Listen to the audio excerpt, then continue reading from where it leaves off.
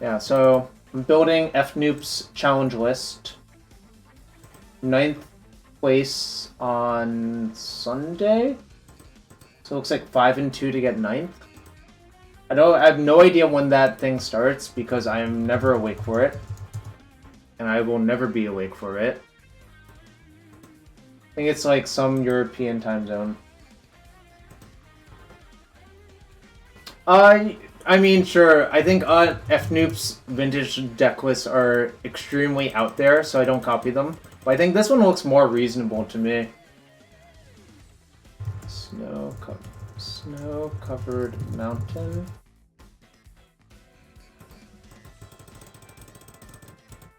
Snow-covered forest.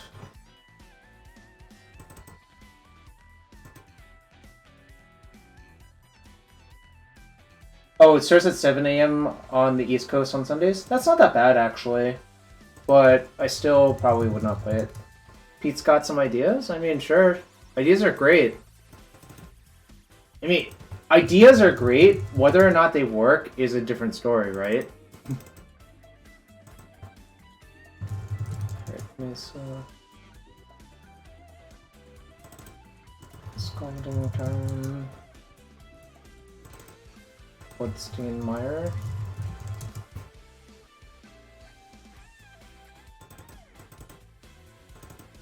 Woodsteinmeyer. I'm missing a bunch of lands. Bajuka Bog and Urza Saga.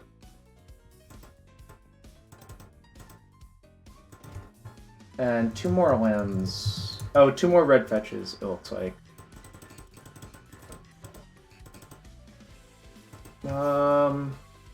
Sure, I'll play a Tarn and a Mesa then. Because that's why I didn't check how many fetches there were. So let's see, how many fetches do I have? I have... Wait, what? Okay. I have 6, 10 fetches, and I have 5, 6, 7 fetchables. Is that fine?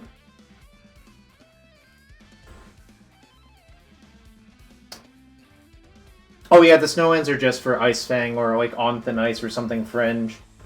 If you don't want to play them, I totally understand it. Alright. I'm gonna build the sideboard real quick. I wonder if I have too many fetches in the deck, which sounds weird to say, because it is a Wrenn and Six deck. But I think it is hypothetically possible that there are too many fetches. Coding. Oops, coding. Ancient Grudge. I'm also kind of unclear how my deck beats Burn with this configuration. There's like no Tarmogoyfs or anything, so it might be more difficult.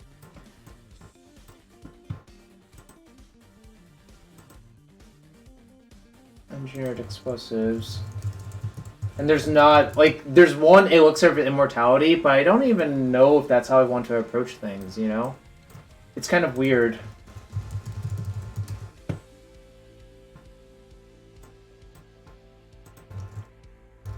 And yeah, the reason I bring up Burn is I've seen a bunch of it lately in like the random leagues and stuff, so it's kind of, I don't know. I think it's something to think about. I think that's also one of the decks that you're more likely to play against IRL than on MTGO. It's chem deck on 2, 5 chem deck on 2-1 good. So you must be playing a Prismatic Augment game, right? Oh, Janky, I have a screenshot from you this morning. Let me see if I can find it. I'll post it in the Discord.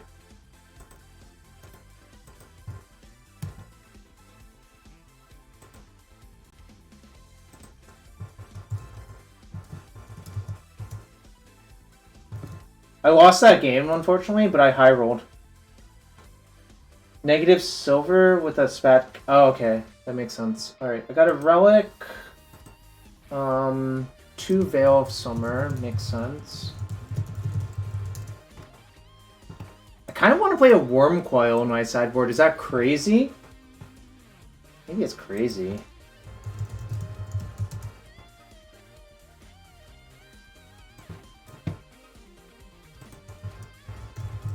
Like, currently there's not actually a big card to go get. Which might be a little bit out there.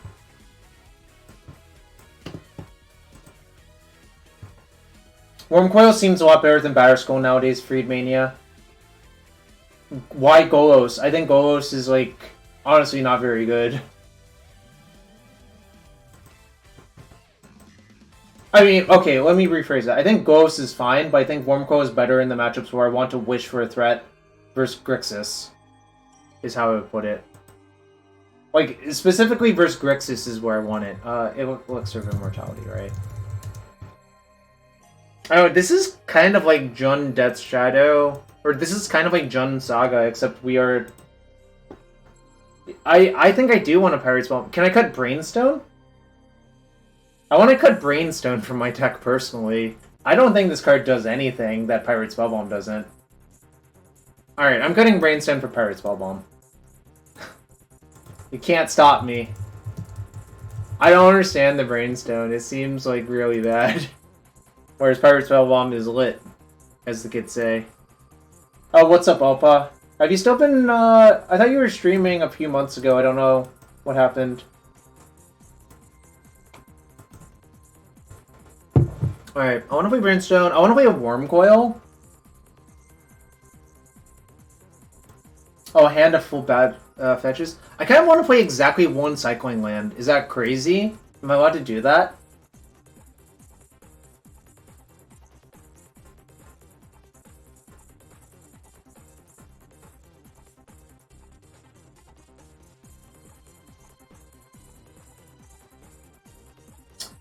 Well, it's Gruul Saga. This is like Jund Saga, except we cut black. Basic swamps. You will again for Neo? You were trying to learn coding and stuff? Well, nice. I can always get behind that. Alright,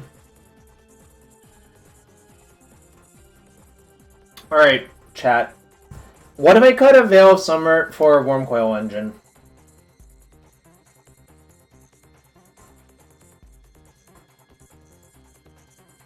The Reclaimers look like they fit the same way they do in Rug Delver. What does that mean? So I was gonna play this deck of Boros Prowess. Those are my... Oh, a Sika's Chariot. That's kind of nice. Alright. Sika's Chariot over Veil of Summer?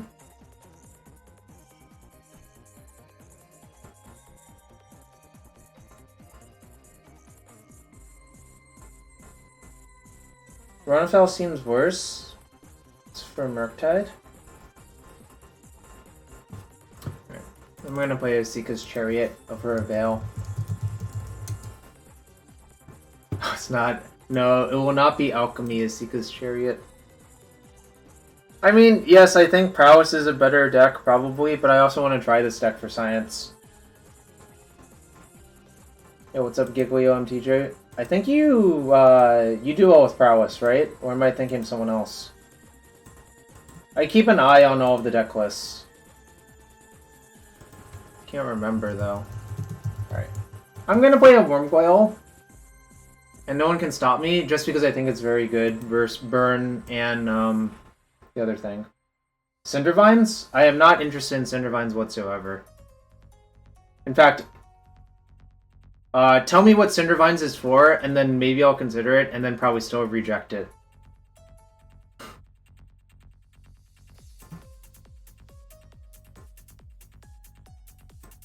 What about a bridge? I don't want to do that, because I think my deck is the beatdown in every matchup.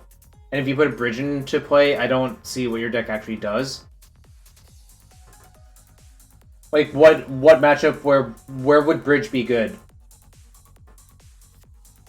Like, I think if you play bridge in this deck, what happens is you lock out all of your creatures, and then you have to, like, ult Wrenn and Six. Cindervines is good versus Grinding Station combo. Fine. You got me. You got me there, Matt. Do I have to play 2 EE?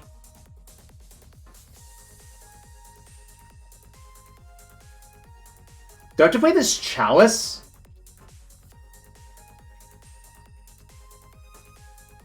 Well, Spider Space, I think if you play a bridge out versus Shadow, what's going to happen is you sit there for a while and then it gets K commanded, then you die. Oh, what's up, Celeste Neil? So, you know, I think I've played you a lot lately, right?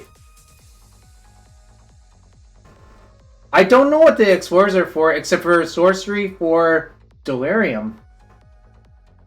I think they're literally just there to be sorcery for Delirium, right? Which is not the most unreasonable, but also kind of meh. Is there a better card to play?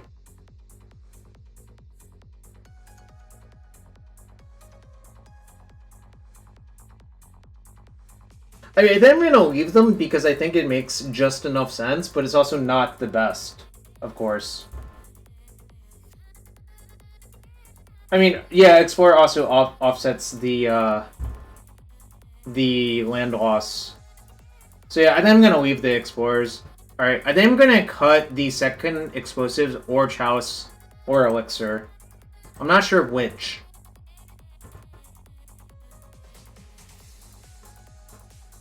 Two mana red impulse. I don't really think that's what I want to be doing especially when I have 4-drops in my deck. Although I do think that card is good, Kevinosaur.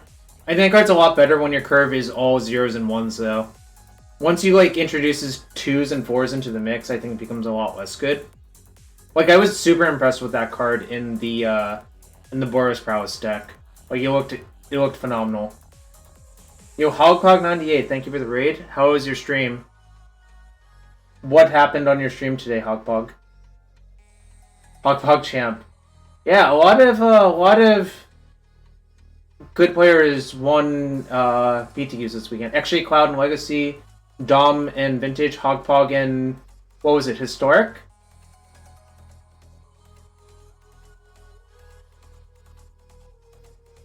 So Elixir doubles up versus Mill and Burn, so I kind of want to keep it, but maybe that's crazy. Ballista, I'm not a huge fan of Ballista in decks. I don't really like it here. I think it's just kind of super dirtily. I don't know. Does that sound crazy? Like, you just spend a lot of time sinking a lot of mana into all of your stuff, and then, like... Well, the thing is, Freedmania, in the Jund Saga deck, like, you have Tarmogoyf, and Tarmogoyf basically can never be killed by Burn, whereas Reclaimer or, like, Ragavan or DRC definitely can be killed by Burn. No, I'm definitely leaving the Karns in versus Burn, I think. Because I don't want to side it in Wormcoil, but I want access to Wormcoil as well. So if I'm doing that, I think I should also leave the Elixir in the sideboard, because I think the first wish should be for Elixir, and then the second wish. Or maybe the first wish should just be for Chariot. I think Skyboat makes some sense, but Isika's Chariot might just be a better Skyboat as well. Although Skyboat is kind of busted with Karn, so maybe I should play Skyboat. Crazy to run Den of the Bugbear? Yeah, I think so. I mean, maybe one if I cut a spell for it. I think you would definitely have to cut a spell for Den of the Bugbear, but it's not unreasonable. Alright. I think I'm going to play Sky Sovereign. I'm going to basically just make a bunch of changes without ever testing them and call it a day. And assume they'll work, because that's what people do. I think I'm going to leave this. Is there a good, like, artifact way to kill a Murktide? I don't think there is. I wish Stinger Fling Spider. I guess I could play Duplicant. Aether Spellbomb. Well, I don't really have reliable blue man. Yeah, I know about Aether Spellbomb. I also know about Executioner's Capsule. Is someone going to mention, like, a red or green way in artifact form? I guess I didn't... That was on me. I didn't phrase the question very well.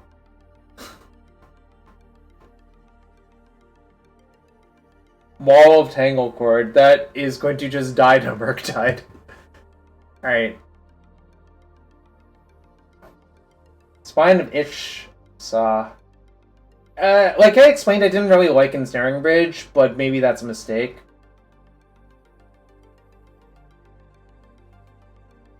Phyrexian Metamorph does not work, Dom. Duplicant, I think, is the real answer, but that also is another 6-drop. I think Duplicant's the real answer, but also just not good enough. Alright, alright. Too many wise, sarcastic people in the chat. If you're gonna be sarcastic, you should check for your Twitch Prime sub instead. That's all I'm gonna say about that. Basic mountain with Shinka. No, because I don't want to go lower on fetchables, actually. Like, the fetchable count's already kind of low. It's 7, and there are 10 fetches. So if you, like, do that... I'm kind of just afraid of running out of fetchables, personally. I also don't think Shinka... It was like Shizo. Can we replace Forest with Okina and Pendelhaven? Yeah, Spider says you do, actually. You actually do. That's actually how it works.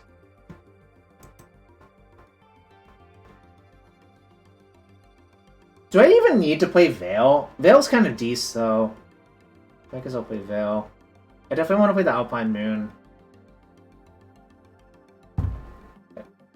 Do I need the Relic? Guess so.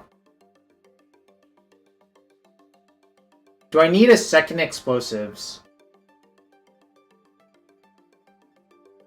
I don't know. Alright, I'll cut in Explosives. This might be a horrible mistake.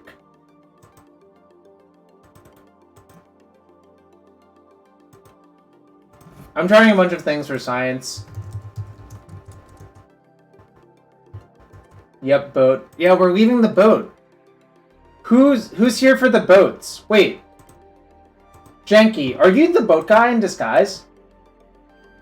I just thought of this. Are you the boat guy in disguise? Because you could be. Holy moly, this deck is expensive. This is almost my limit. Why is it so expensive? No Torpor Orb? What about a Damping Sphere? Damping Sphere is reasonable. Field of Ruin. I think I want the Field of Ruin. I think Damping Sphere is probably the card that I overlooked the most that maybe should be there. Interesting. Maybe Damping Sphere is better than, like, Chalice? Elementals has not been a deck on MTGO for a while. Like, there's 4-color Yorion Blink. No Fav. There's not that many green cards. There's only 10 green cards in the deck. How dare I think Janky is Boat? Well, that's true. I guess Janky is sub, but Boat doesn't. So that's how I know. Oh, also, I mean, you can side out Gigantha for Fav. That's not unreasonable, but it is true that you can't play Gigantha plus Fav. Force of Vigor, like, it doesn't work.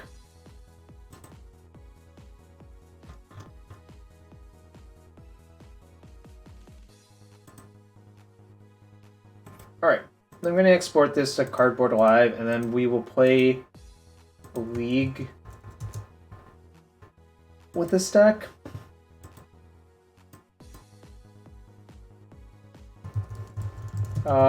By the way, if anyone has any questions about any of this or Legacy, I'm happy to field questions. I will not necessarily tell people what I'm playing in upcoming tournaments because I honestly don't know, and I also feel uncomfortable answering those questions when I'm prone to change my mind. You know. I mean, yes, there is a tournament this weekend in Philadelphia, but I literally will decide probably like Thursday night what I'm going to play while I'm packing or whatever. So I know it's like a very common question to ask, but yeah, I frankly just do not know, and I don't want to mislead people. Second EE better than Gigantha? No, I think Gigantha's better. I think basically companions are generally better.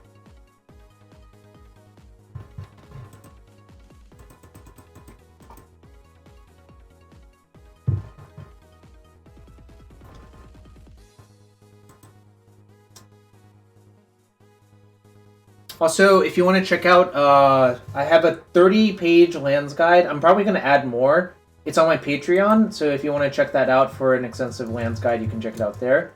We also... offer coaching at Metafy, and you can check it out here. I've gotten a lot of 4-week training lesson plans, so I'm glad to see that people have actually clicked on that link, and, you know, it seems to be working out for them. They've been happy so far.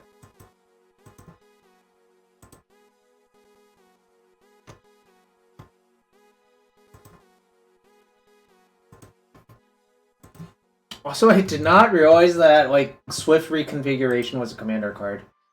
I'm not gonna lie. I just did not know that that was a commander card. Alright. So, we're gonna play this in a league, and if it goes poorly, then I will play a different deck. Probably, like, Boros Prowess for a bit, or something. I don't know.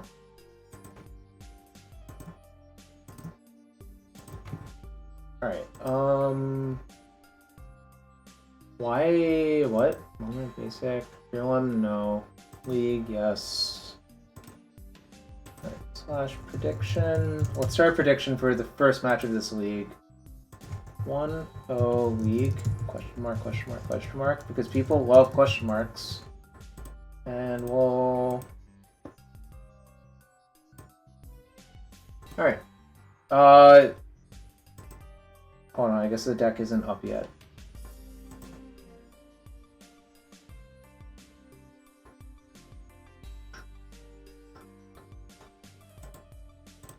Is the deck on Cardboard Live now? Can someone tell me?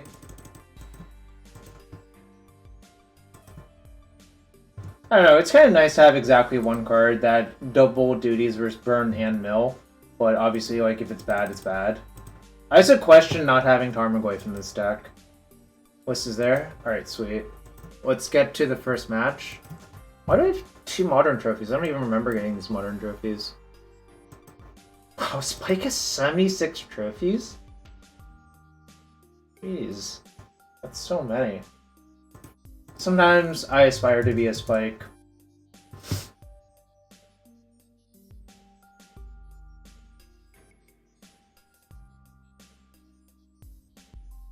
That's not gonna happen, is it?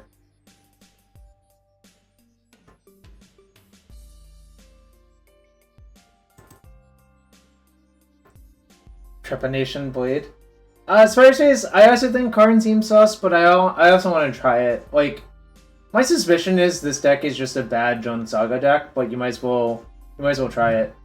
Yeah, I know about the Trepanation Blade tech. Spike loves that card. Spike had like 4 Fervent Champion, 4 Stoneforge, sideboard a Trepanation Blade, so you can like insta-equip to your Fervent Champion for free. And that's just like wild to me that we got to that point. You're just like... he really went deep.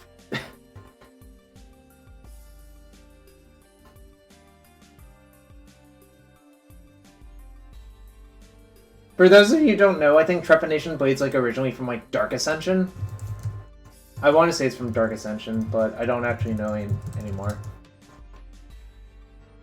Oh no, it's from Innistrad. Okay. Never mind. Innistrad and Dark Ascension are basically the same set in my book. It was, in fact, Innistrad, actually, Opa. I just had forgotten. Because that card was basically unplayable.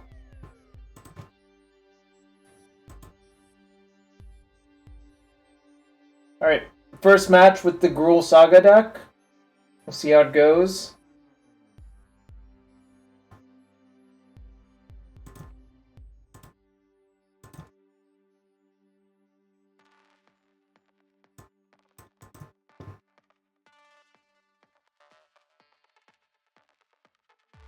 Probably a keep, actually, even though it does look kind of sketch. But...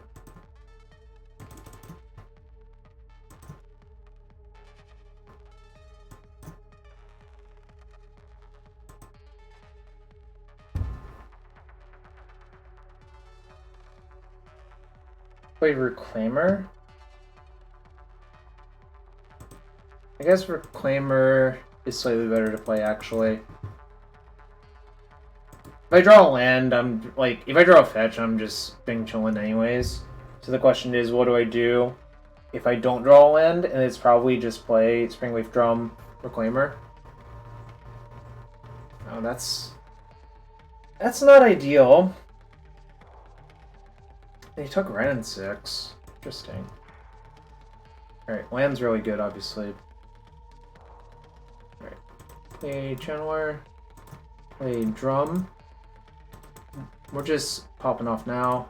Alright, see you later. We do not want that one for sure. And then, hope my opponent's not playing, like, Damnation or some nonsense. Alright, well, we drew a land, and our hand's, like, pretty good now.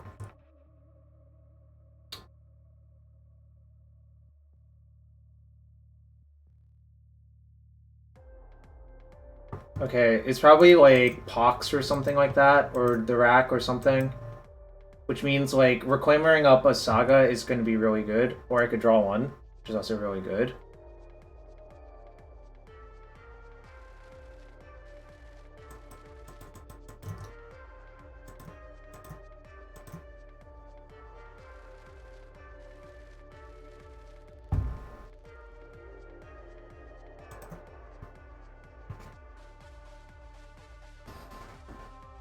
Do I just want to bog them for their Raven's Crime?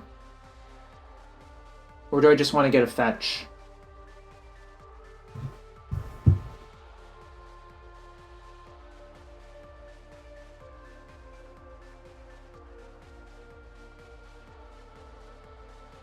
Alright, I think I figured it out. I'm actually gonna get a fetch. Oh, it's tapped. I forgot.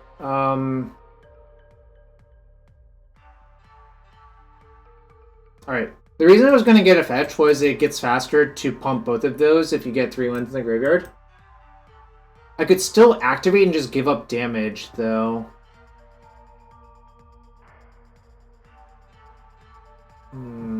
Should I activate or should I attack for 4? I guess maybe attacking for 4 is better, actually. Kind of awkward. I guess bogging them doesn't matter that much right now.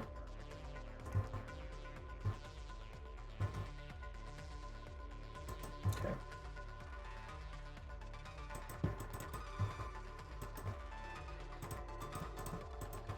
They don't have good blocks, so I'm just going to beat them down pretty quickly. This is probably a matchup where Karn is actually pretty good, because you just want threat density in your deck, I think.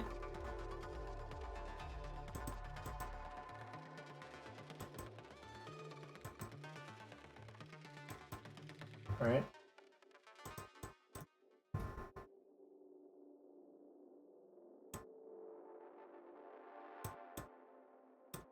Snow Forest? Oh, I milled my Snow Forest, I see. Okay.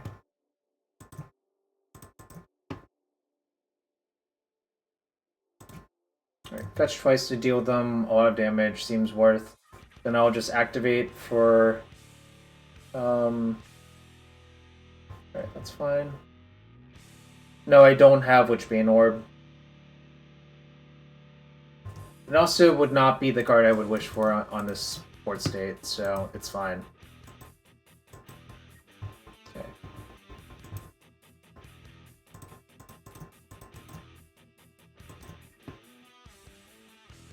What happens if I get paired versus curses? Are there enough curses in Modern that I should worry about that? Alright. Well, so far I'm undefeated in games with this deck, n equals 1.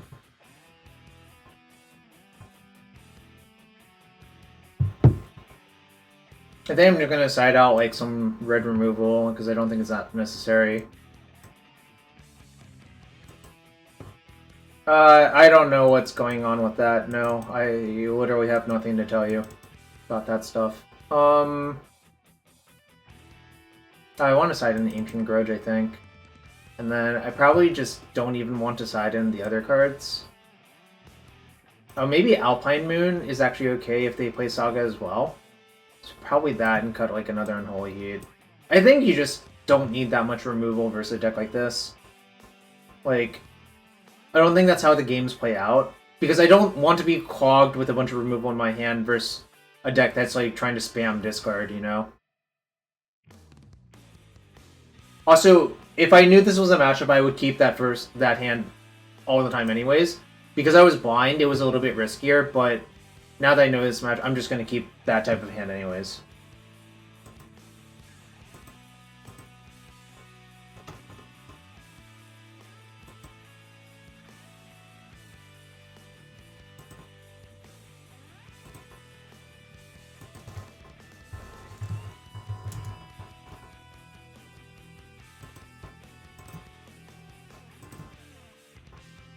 Alright, well, I will certainly keep this hand. It's quite good. I wonder, am I supposed to choose to draw versus this deck? I don't think so, but it's like kind of close, actually. In the past, I have, when they didn't have like Urza Saga or whatever, but now it might just be different. If I were them, I would take Veil of Summer, because it is like basically unbeatable for a deck like this.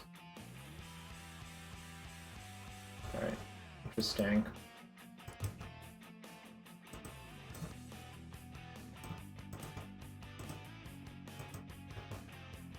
I think that's a fine draw, actually. To be fair, Wrenn and Six is also unbeatable. Yeah, I guess the question is which is more unbeatable. I don't want to play just one creature into a possible... Okay, so they do play the card. I don't want to play a creature into a Smallpox, but, you know.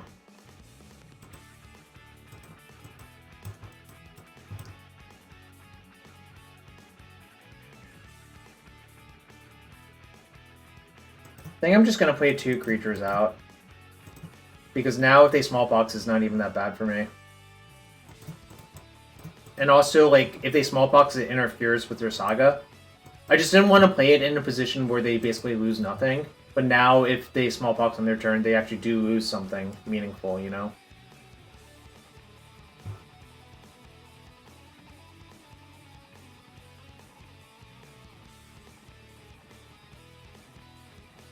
This has to be a great matchup for me because of Wrenn and Six, actually. I think Wrenn is just, like, actually unbeatable.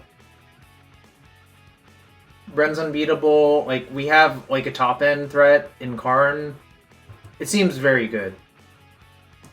And we even have, like, enough early game that we can't just, like, get a clogged-up hand.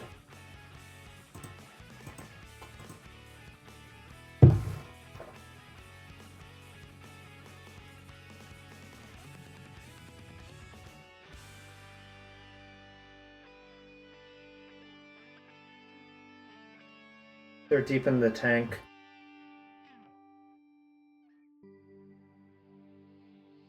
Okay. I think I'll discard excess Ragavan. I don't think the second Ragavan is ever doing anything.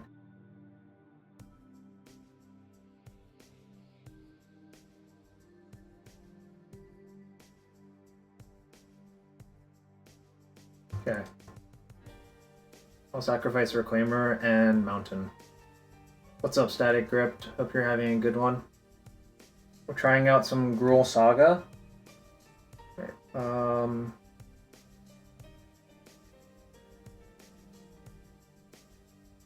This one.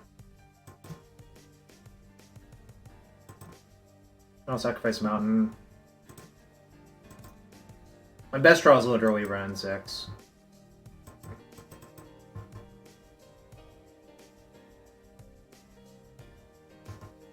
That's kind of fine as well, actually.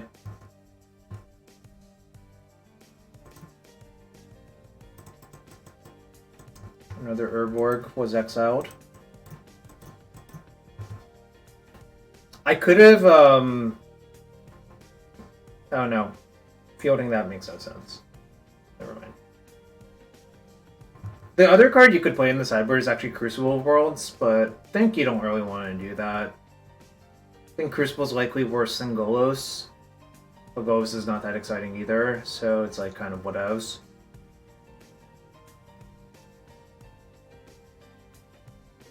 The rack. You got it.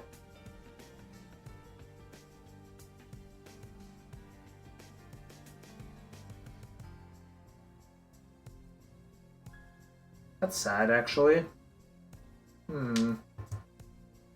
Alright.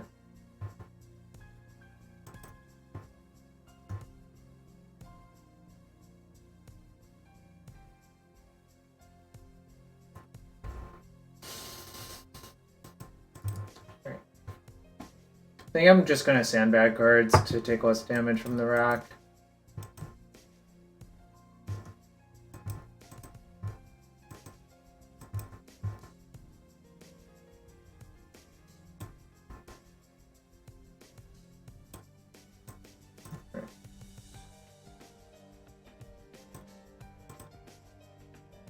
Chief's Thirst. Okay. Alright, I think I'm just gonna cycle all my cards then. Also technically deters them from attacking with that.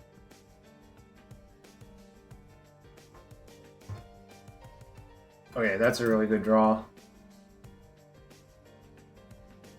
Yeah, if they want to attack with this, I will immediately kill their thing with Pirate Spellbomb. I know that their card split Chief's Thirst. Alright, they did not do that. Okay.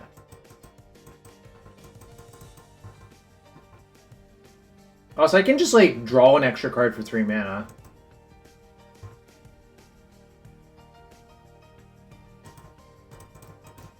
Which I'm gonna do here. Convenient time to do it.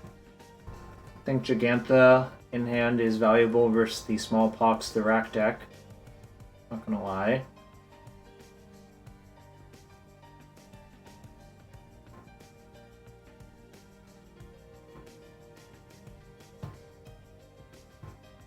Bounty's Last Reckoning. I haven't played against that one in a long time, chat. Free 5/5. I doubt I'm cast. Oh my god. Is it over? Yeah, I think it's over now. I'm gonna get back Wooded Foothills.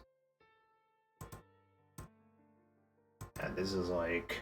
Now it's over, kind of.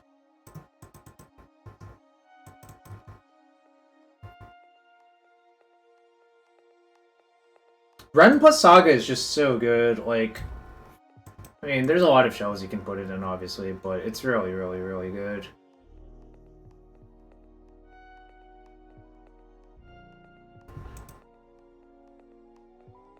So... Yeah, here's what I'm gonna do. My Snow Forest is still in deck, so I can field their... What do I want to field?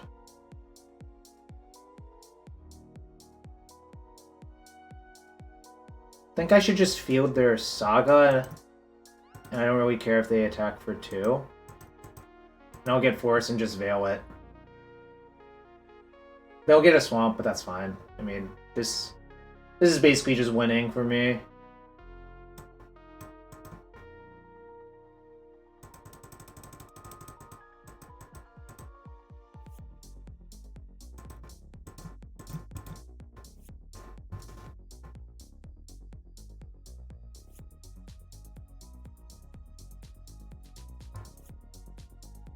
I almost play Tranquil Thicket or Forgotten Cave in this deck. It's like pretty damn close. It's not always Snow Schwartz, actually. Like, not having to use your land drop to cycle is actually super valuable.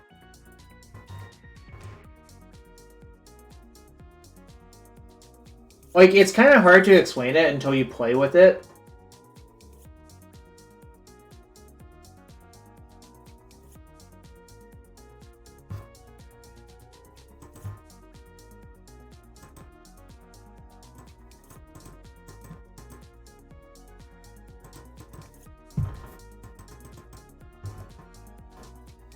I think I'm just getting Springleaf Drum, actually. Yeah, I think Springleaf is just the best card to get. I'll just get back to Saga and just, like, really put them in the dirt. Alright, good luck.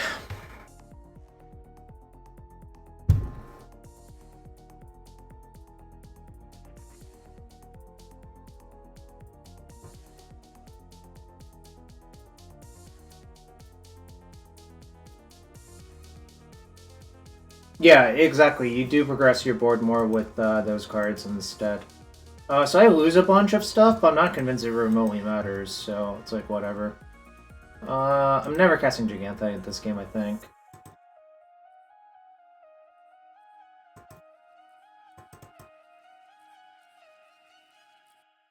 I I'm just gonna use the lightning bolt on that. Alright, they didn't even give me that chance. Cool. If you auto yield to that one, it has a different trigger name.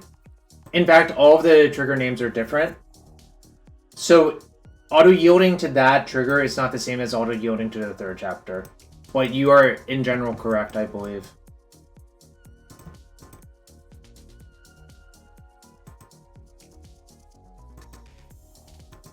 Alright, just make one.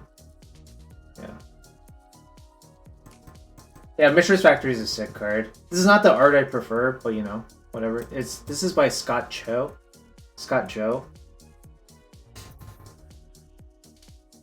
I like the old art because I'm a super boomer, I guess.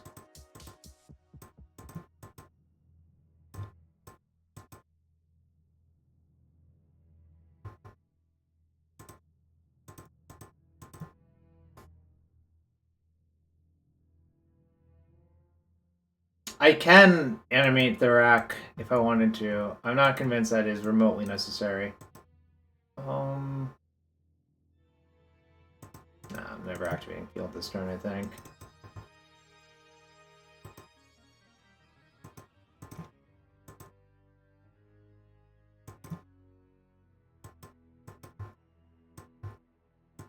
I'm also not going to bother to equip. I think that's a waste of time. I think mostly my opponent's dead. Poor opponent? Yeah, this does not look very fun for them. Raven's Crime, alright, sure. Alpine Moon. Okay, that's not irrelevant. You got me. I will discard that.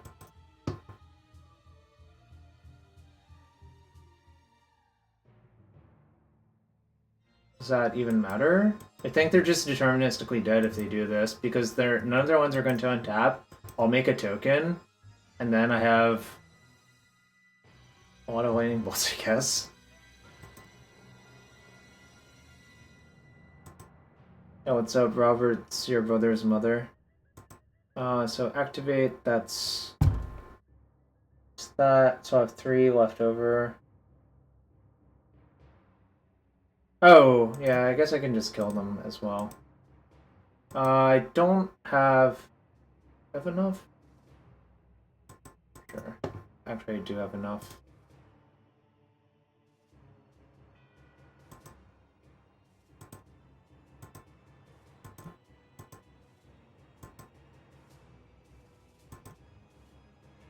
Oh, wait. I still have a Stomping Ground left, right? I do.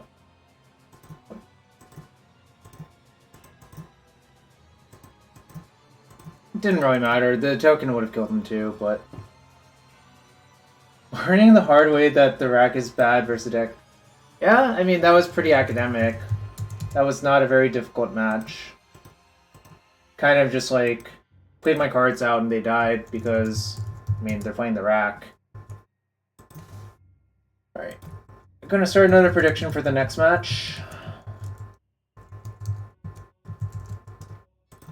Let it run for a few seconds. And again, thanks for everyone being here. We're up to a bunch of viewers. Hope some of you are enjoying the content, and if you do, check for your Twitch Prime sub, or just hit that follow button, that's free to do. Alright, I'm going to let the prediction run for a few seconds. I'm going to use the restroom real quick and be back for match 2. Thanks for being here.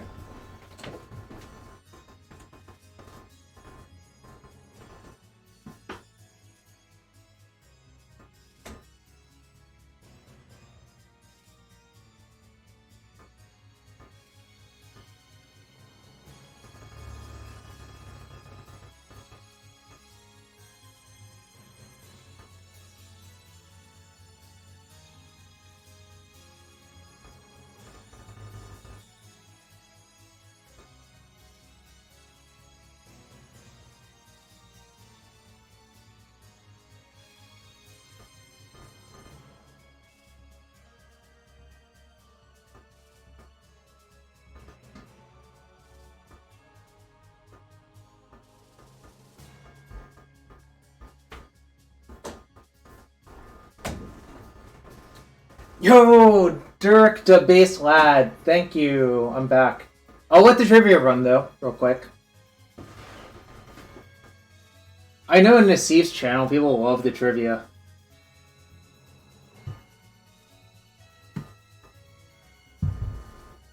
Nice one, Pinegirsch. Nice one. Drain Walk is a banger though.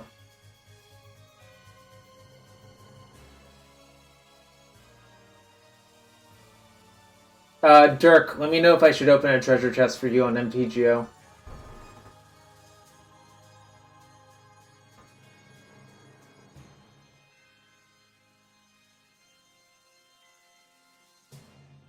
Strixhaven.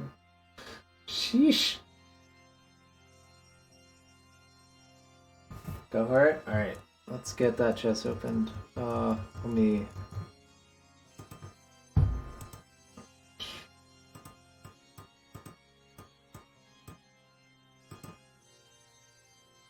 Dragon Skull Summit.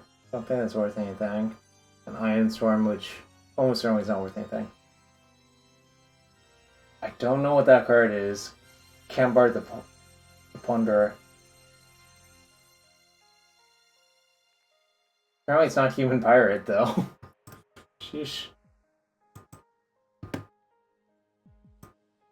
Human Rogue? Could be Human Rogue.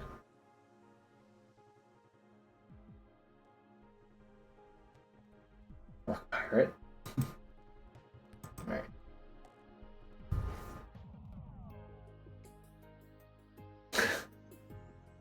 Oh. It's probably Vampire or something. I don't think there's many Vampire Pirates. I don't think there's literally a single Vampire Pirate. Vampire. I feel like the weird one's very close. Yeah, the weird one actually had it, if the weird one spelled it correctly. But they spelled vampire wrong, so, you know.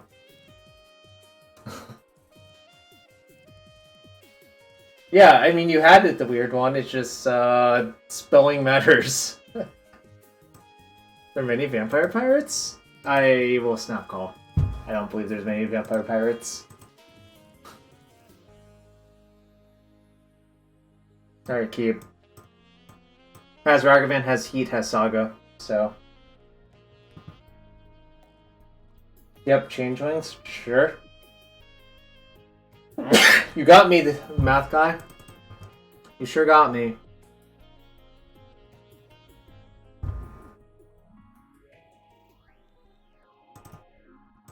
So the reason I'm playing this land is if I draw Reclaimer, then I can still play Saga next turn.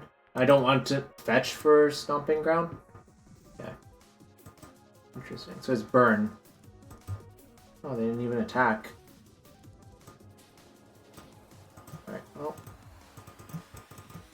Let's see if this is good enough. I think it will be, actually. Alright, we exile a land. I think they're land late, actually, because they led with Sunbaked Canyon. If you're land heavy, you basically never play Sunbaked Canyon on one. Eidolon? I do not care about Eidolon. I said don't care if they kill my Ragavan. Sort of care about that, though. The weird one I do not believe is very good, honestly, but... I especially do not believe it's good if you lose the die roll. Because I think that's a deck where its play versus draw percentage is very different, actually.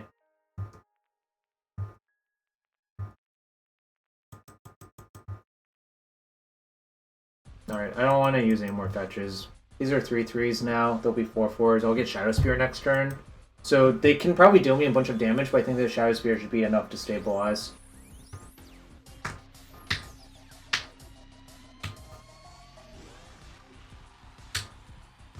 Ragavan has connected twice versus Burn. The thing is, versus Burn, they don't have that much one-drop removal. Hello, Fnoop MTG. I took inspiration from your deck. Yeah, they still play Skullcrack. They play like 4 Skullcracks. They don't play Bone Crusher, though.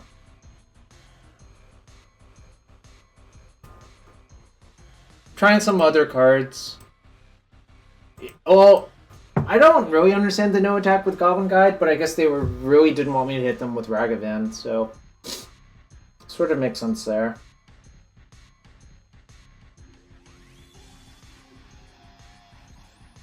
What other cards am I trying? Mostly sideboard cards. I am trying Asika's Chariot, trying Sky Sovereign, and Wormcoil. I cut the Chalice, the second Veil, and the second Grudge. Or, sorry, I didn't cut Chalice. I cut the second EE.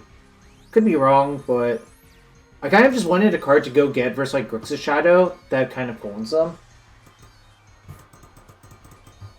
What's up, Winged? Hope you're having a good one.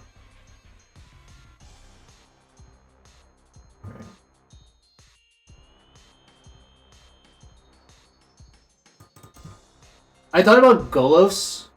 I think Golos is worse than Wormcoil, especially, like, versus Shadow, you basically want something that actually colds them. Alright, sure. You can do that. That's fine. If they're gonna spend their resources killing my creatures, I think I'm in very good shape. That's nice too. Sure. Okay. They just lost to Saga activating twice. I don't even need this. I just don't want to take damage from my land, so like they're pretty dead. Alright. I think I just want to side out like maybe 2 Karns. I don't know. I don't really want to draw a million Karns. I'd rather just like I think maybe Asika's Chariot is better in my main deck than Karn is in this matchup. I don't think it's particularly close. I think I might just cut the Karns for 4 random cards that like actually have text. Is that crazy? I don't think so.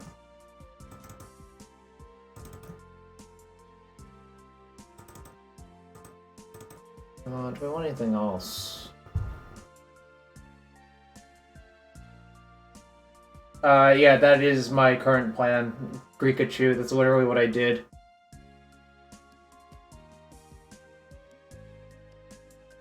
In fact, I think it's just correct, like...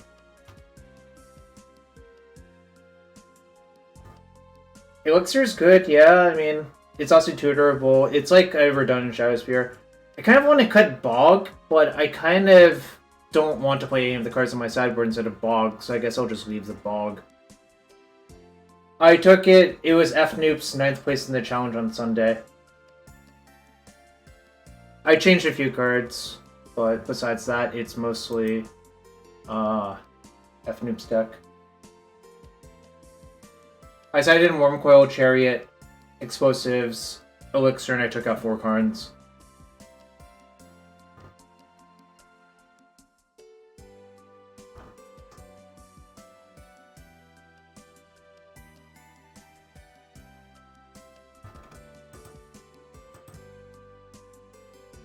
I mean, I guess this is a keep. This is not a keep. I don't really know what's going on with the deck.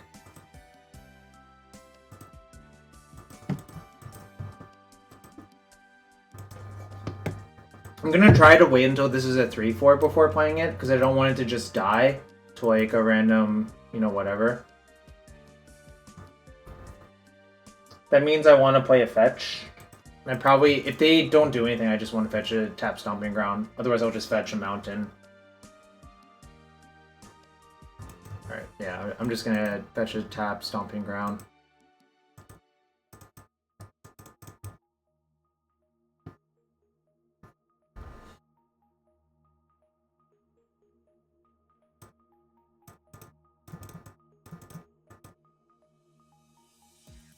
Definitely playing Explore here.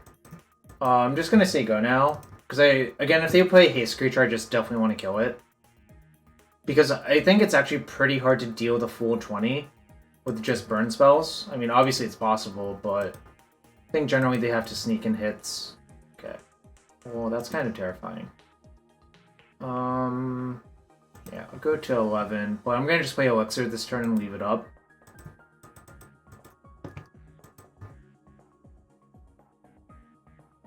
Off the Saga.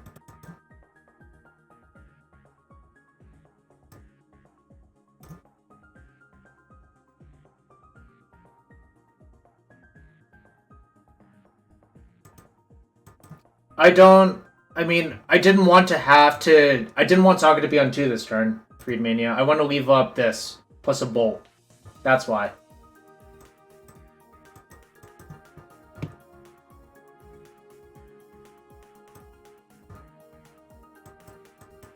I'm just gonna leave up 2 mana for the rest of the game. It costs me way less than it costs them, honestly. Like...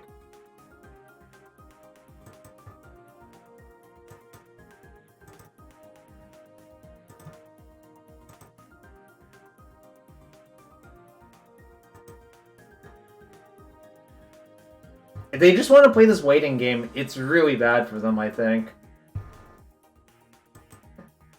Yeah, I can still leave up everything. Like, I think this is just outright losing for them.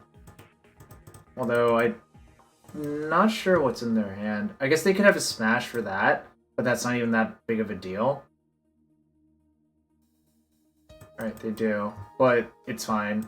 Because you know what's going to happen? They're going to be ended by Shadow Spears still.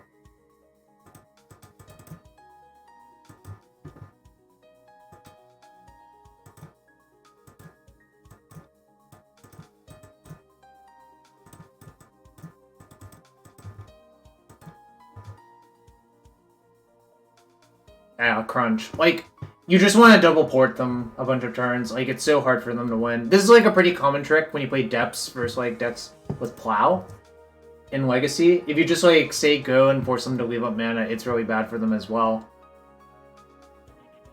Like, they basically sort of got punished right there.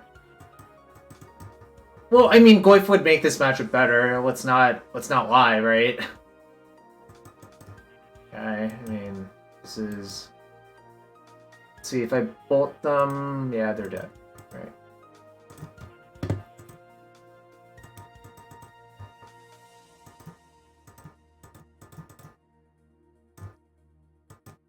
Well, that was a convincing victory. I didn't draw... I drew 1 sideboard card, actually. It could have been a Karn, but it was definitely better as an elixir. True, Saga does beat decks by itself, if they don't have hate. That's kind of what happened there, more than anything else. Alright.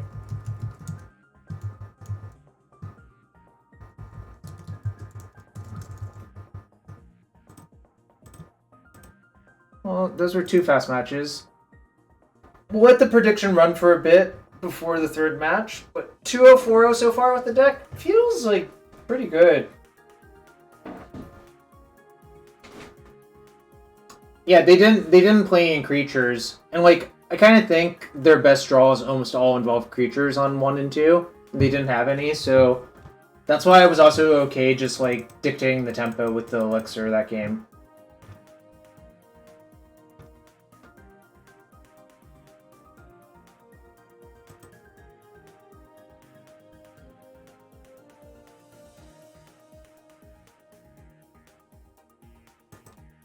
Alright, we'll start the 3rd match. These matches are really fast. I'm a killer player. I don't know about that. I don't know about that anymore. Yo, it's about 9,000 has redeemed open a chest, so we will open a chest. Go over there first. Alright, let's see what's in the chest for you. Open 9,000. It's about 9,000. Creekwood Liege, straight from Eventide. And 10 play points. Not a great chest, but, you know, pretty good card. And we got a match. Oh, this person has played Jund a while ago.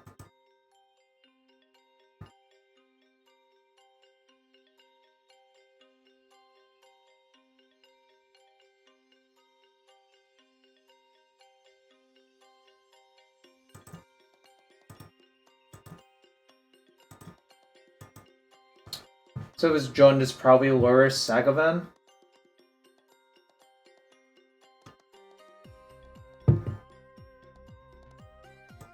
Well, I'm always keeping this.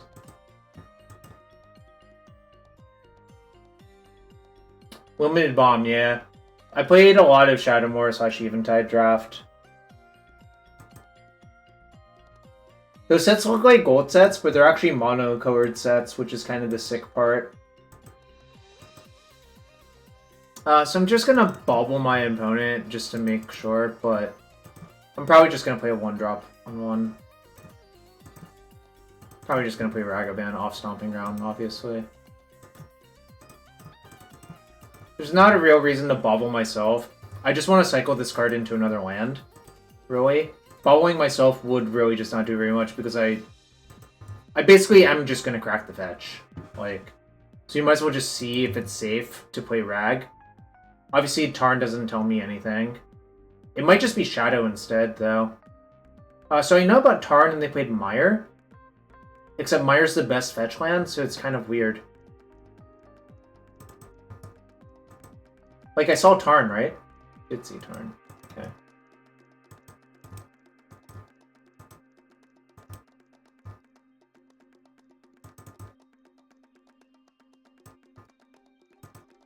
Alright, we play that one.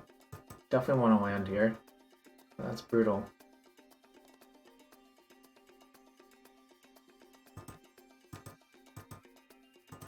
Didn't work out great, but...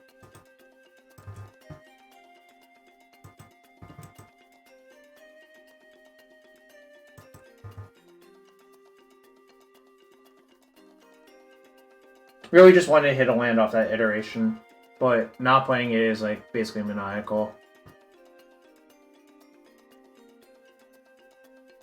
Shadow. Okay, that's fine.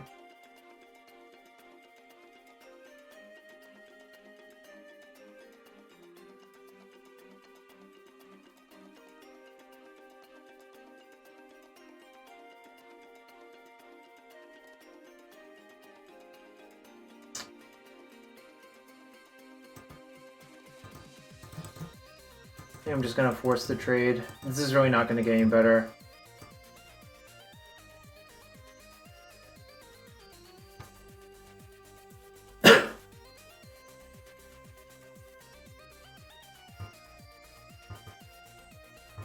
Not hitting a land off that iteration was really bad.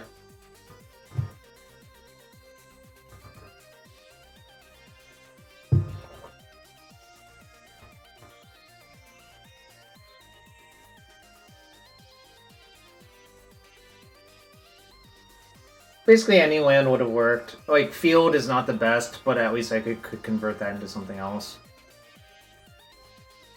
And it's mostly Thoughtseize proof, which is kind of funny, but... I mean, it's like, not clearly Thoughtseize proof, but...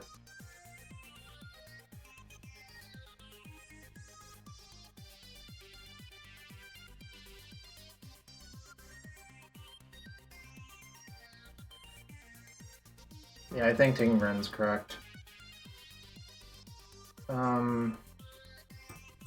God, these explorers have been kind of miserable, honestly. I kind of was worried about that. I mean, when your hand's firing on all cylinders, Explorer is like a pretty good card. But when it's like... when your hand looks like this, it's not a very good card, I think. And we drew both, so it's like extra bad.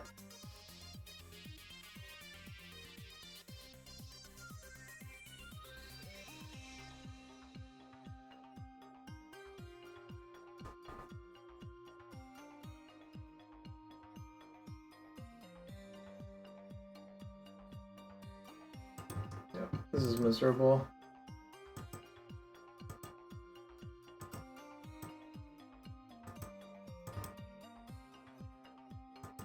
What's up, Logan?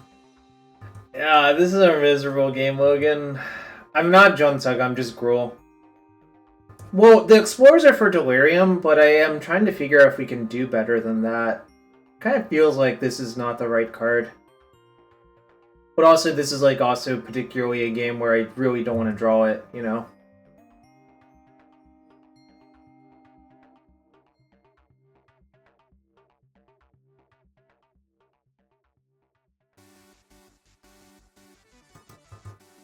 Traverse the Ulvenwald. That's not unreasonable. Actually, if these Explorers were Traverses, I'd be in better shape, yeah. Okay. Okay, I think Explore should be Traverse. And, like, you don't need a huge toolbox, you just play 2 Traverse. Instead of the,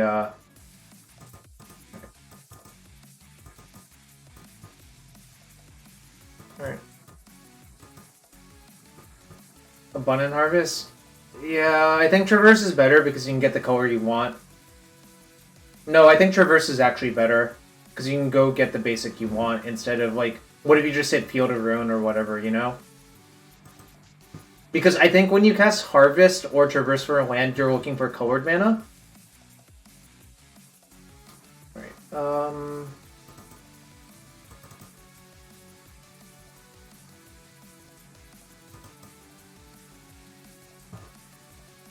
I want to Chalice them.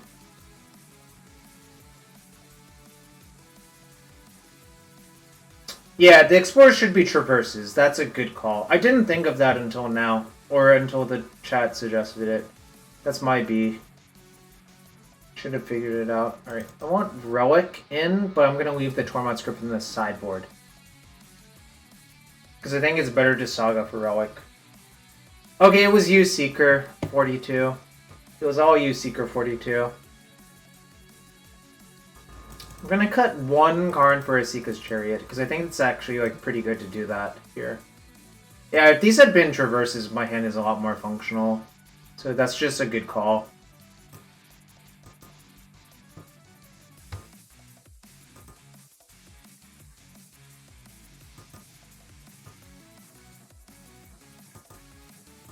You did get trounced that game pretty badly, though. It was kind of crazy.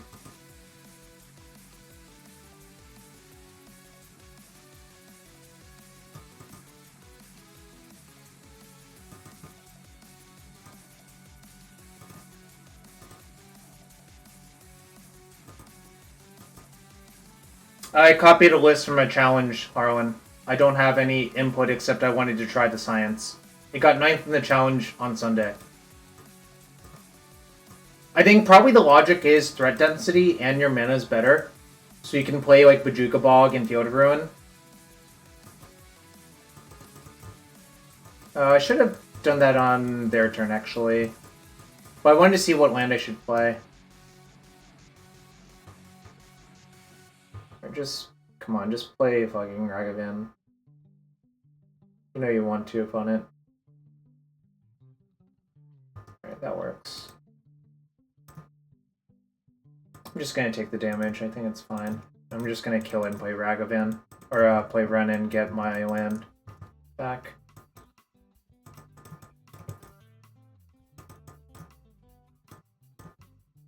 Alright, your turn, opponent.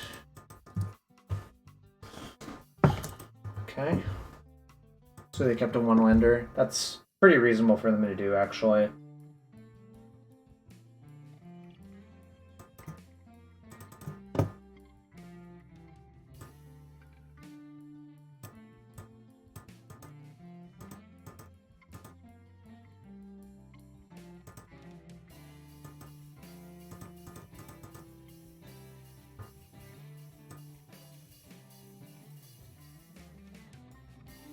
Is that good?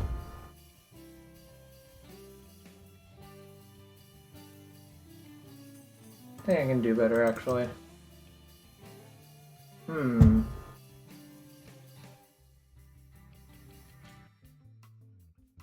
How can I lose? Can I lose if I let them use Alpine Moon to kill my Saga this turn? Possibly, yeah. I'm just trying to avoid high variance plays, I think. Best way of putting it.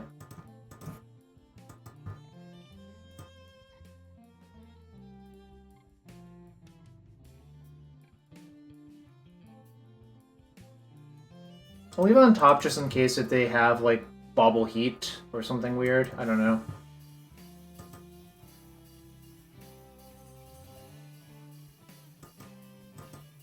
Unfortunately, I have to attack them. I kind of don't want to, actually, but we'll see what they do.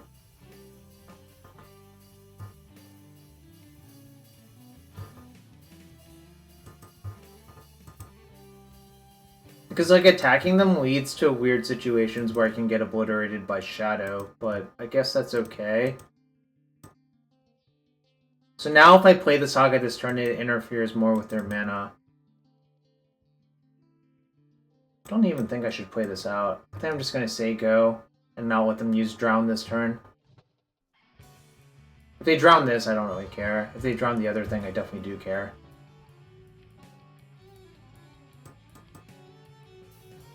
So it's probably Kroxa done.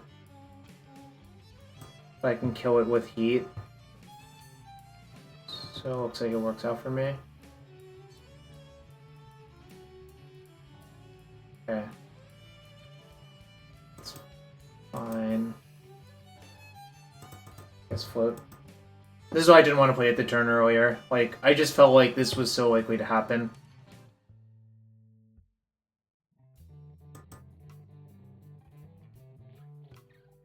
Okay. They're bobbling me, huh? Seems like they probably should have bobbled me first before playing that, but they probably just have to play that no matter what, so it's like kind of irrelevant.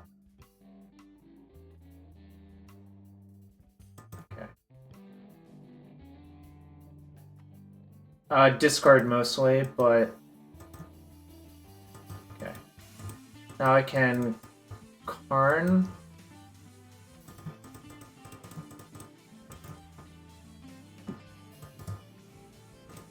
Don't want that one. Minus... I left the Crypt in my sideboard, right?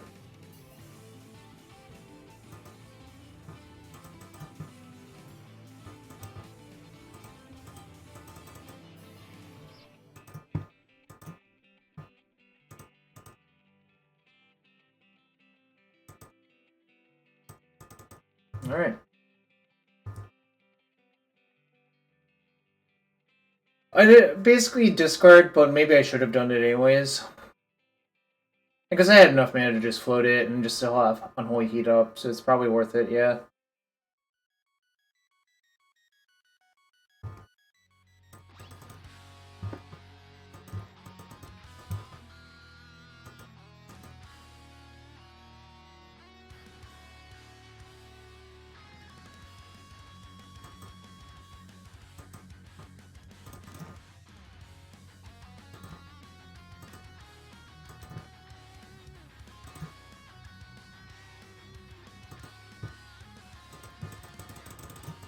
Good luck.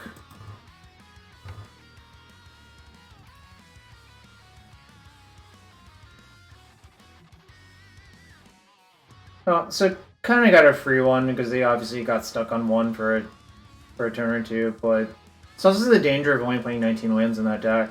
Like, kind of think the Shadow deck should be playing 20 personally. I wrote a huge rant about it, I guess. Like a very long rant about it, actually.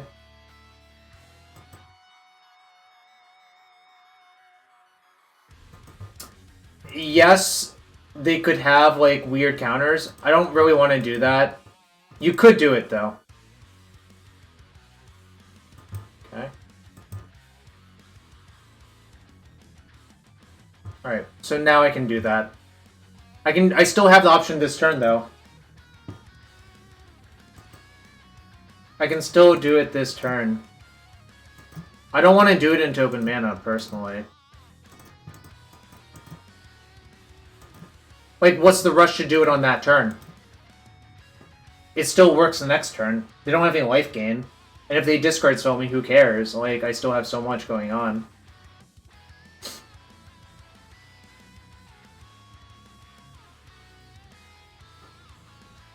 I think it's just better not to do it in open mana because of drawing the lock.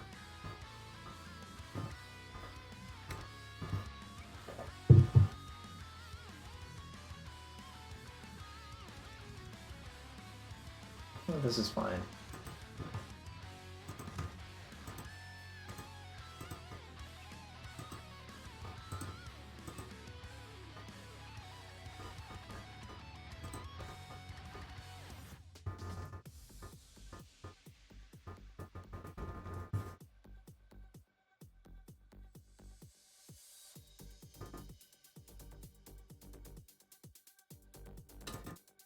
Well, the problem is you only have 23 lands. Like, look at a hand like this. If I don't draw a land in the first 2 cards, Explore is definitely worse than Traverse. Obviously, like, the bobble and things manipulate that.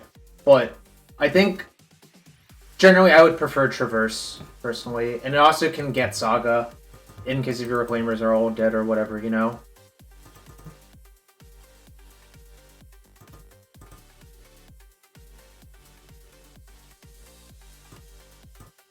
I don't think I really want to draw that one, so I won't.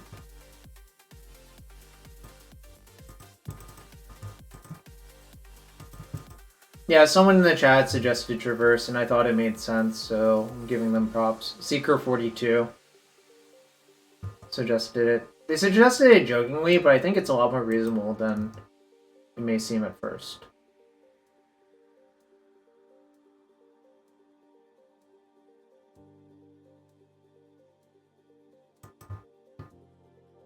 I'm gonna discard a Karn, I think.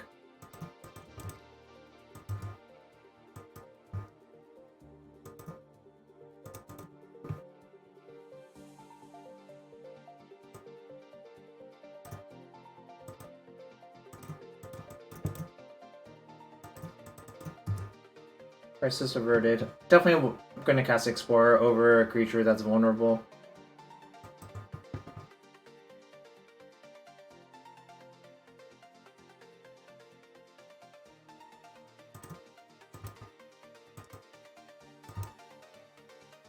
Okay, cool. That's actually a really good draw. Now I can just play, like, get that, and then just activate, play Reclaimer, because I can use the black, so everything, like, lines up pretty well. Obviously, if they have Dress Down, it's not great for me, but it's manageable.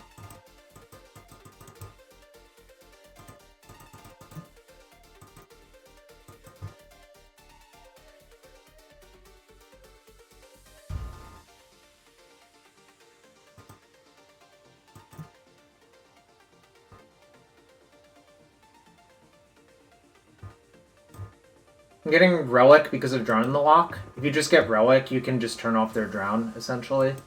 Like, I mean, obviously they can kill those, but...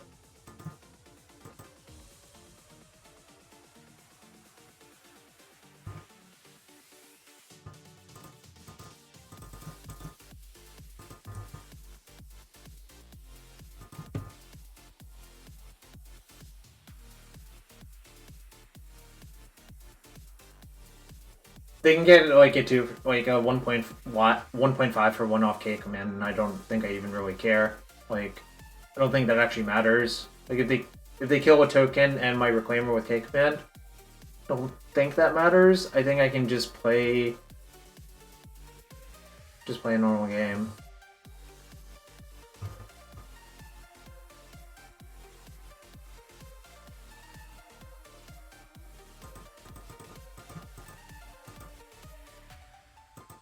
I'm gonna plus this turn. It's worse versus like exactly Dreadbore. I'm also not going to attack because I think them being at 13 with a bunch of cards in hand means one of the cards they could very likely have is Death Shadow. If you just make it harder for them to deploy it this turn and a few turns from now, it's actually really good for you.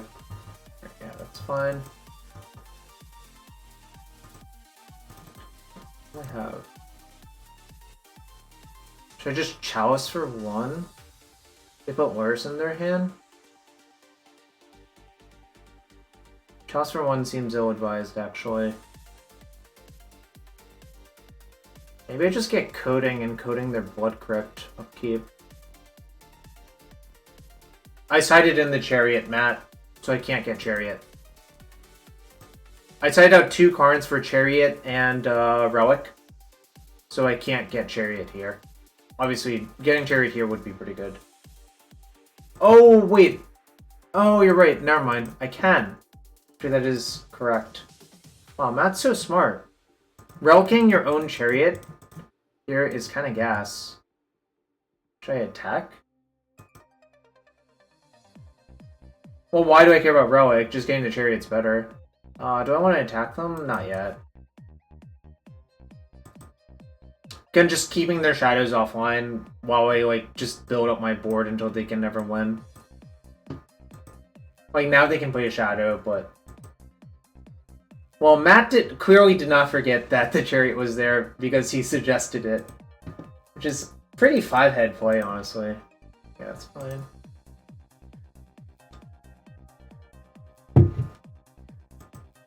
Okay, it's fine.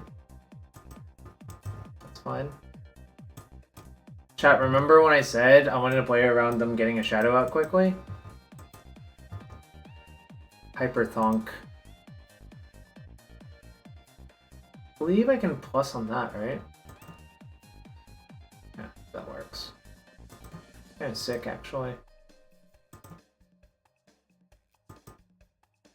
I'm just gonna kill all of their stuff and attack for a shit ton. I'll make a copy of Construct. Man, this is a sick one, actually. Alright, we're gonna screenshot.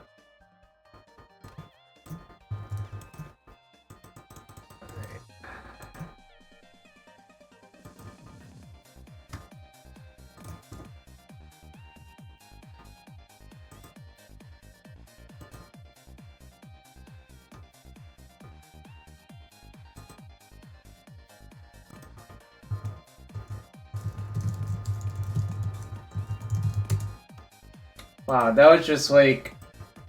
That was just a freaking shenanigan, that game. I mean, obviously my opponent went to, like, 0 cards on the mulligans. So... Did we break it? Probably not, but obviously the deck feels, like, a lot better than... I don't know what I was expecting, really.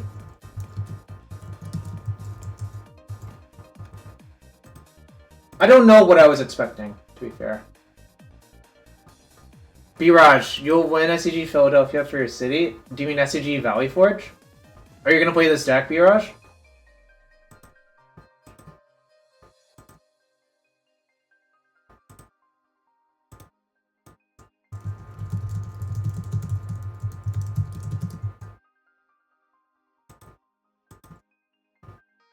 Shot, Hammer, or GDS.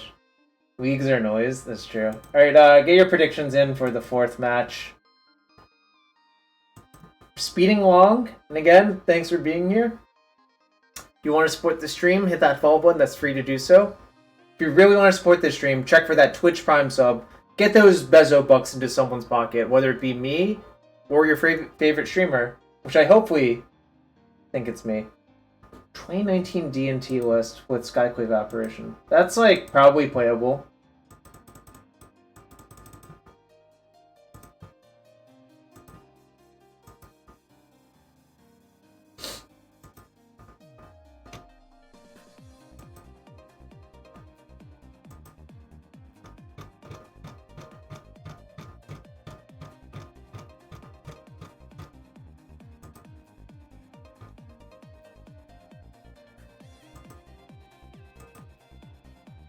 Yes, Biraj, I recommend playing 4 Solitudes, actually. I recommend playing 4 Solitude. Well, I'm not gonna force you to play whatever number of cards you don't want to play, but you should probably play 4 Solitude.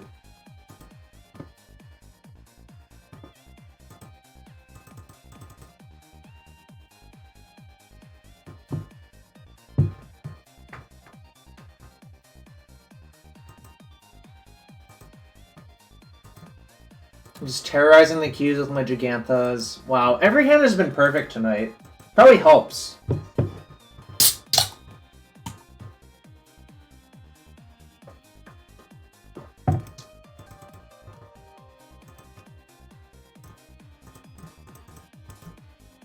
Again, playing the Stomping Ground so I can play Reclaimer Saga next turn.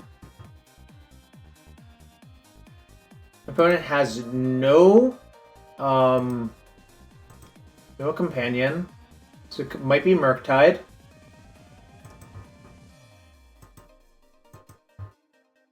Could be some other nonsense, but I'll just attack first and see what happens.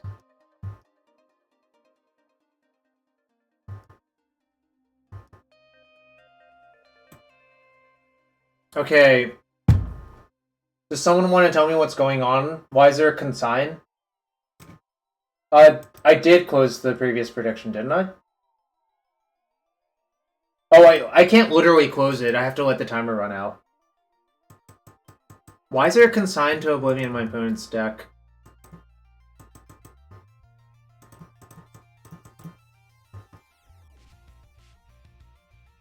I don't know what's going on. Oh, it's Living End, I guess. Alright, this is probably not the best matchup, honestly, but, you know.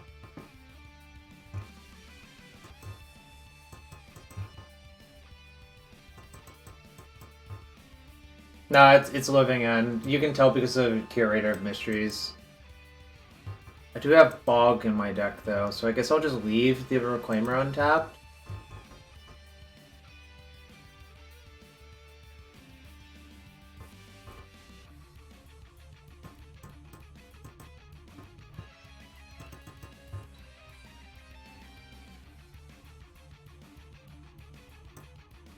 Just gonna fetch now to play around weird shit.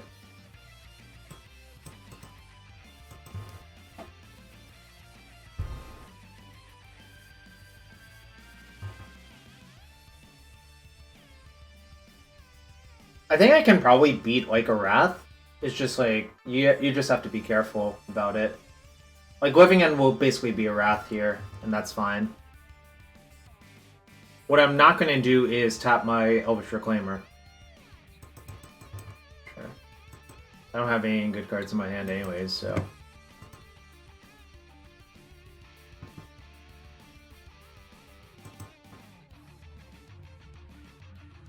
Ashiok? Yeah. I mean, Ashiok's good versus certain decks for sure.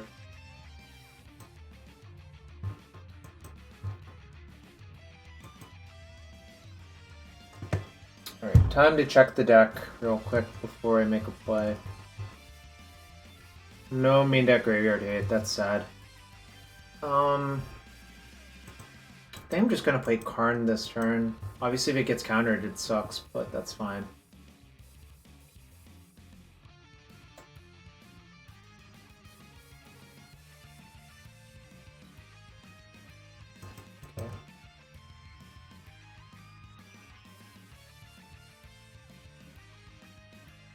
So the cool trick to do is I can rotate my Saga into Bojuka Bog.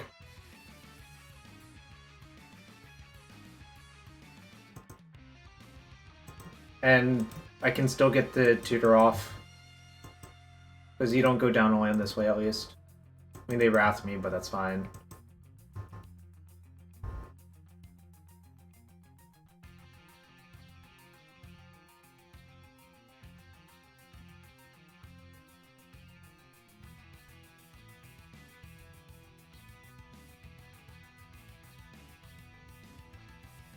Holy Shadow Spear.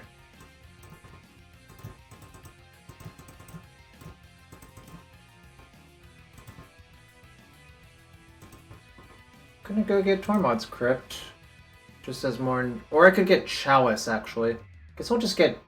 But they have Consigned to Oblivion?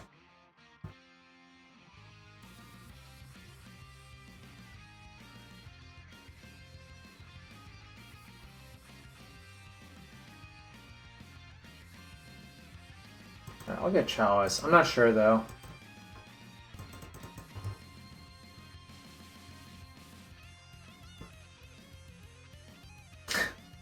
Gruul Saga defeating Living End in Game 1, chat. You love to see it, right? When Modern is peak Modern, it's kind of great, honestly. Like, this is peak Moderning occurring, I think.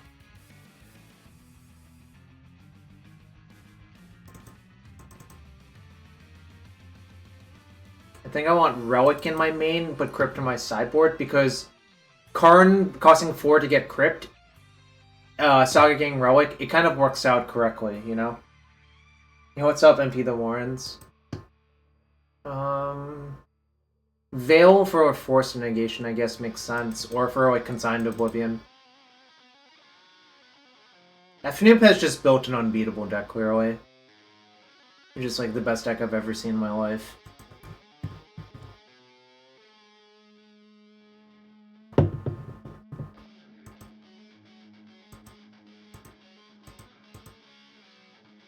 Oh yeah, you can Veil of Grief, although that's not that exciting, I think. Hey, well, I don't know. I guess it could come up. It's also not the most exciting, I think.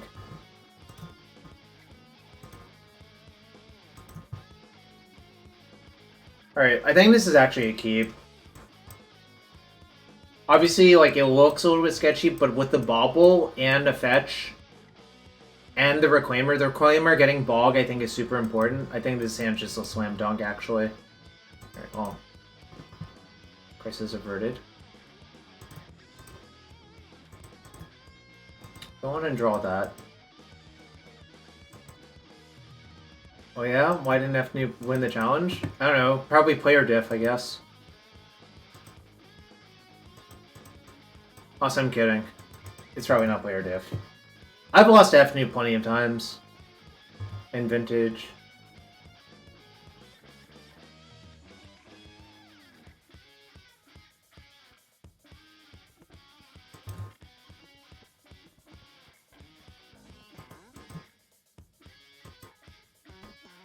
Another DRC, huh? Not what I want. See? Alright, I think I'm just gonna say go.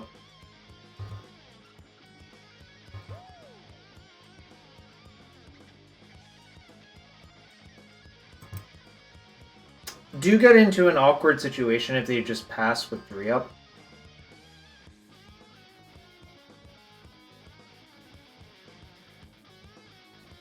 Okay, this is not that awkward, because I'm just converting Field of Ruin into a Bajuka Bog.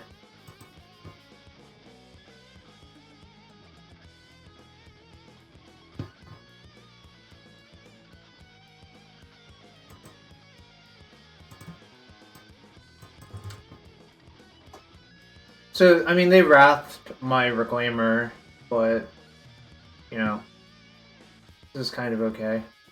Endurance, okay. So they get 3-4 and a 2-2. I can probably beat that, to be quite fair. Just have to be careful about exactly what I do. I think I want to just fetch another red-green source.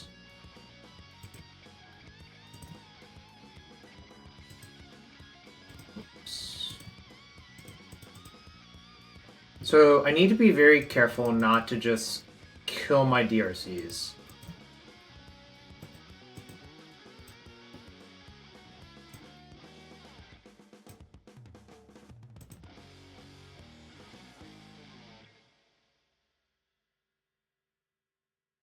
I don't think that's good.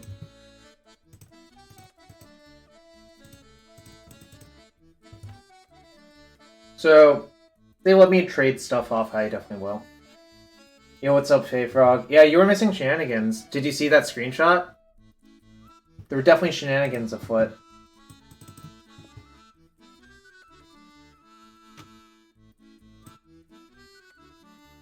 Oh yeah, this deck is not cheap. This deck is like 1,211 tickets or whatever. Oh, trade so fast if they let me. Yeah, just trade. Then second main, I'm gonna play the Karn because I don't necessarily want.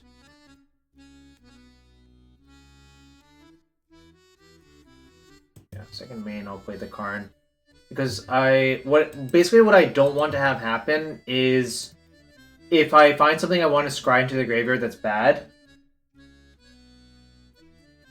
Yeah, it just doesn't really work. Did I side out the heats? No, I left them in. Because this situation happens when you graveyard hate them, and then they like sneak something big into play, you actually need removal in your deck. Right. Yeah, I'm gonna do this.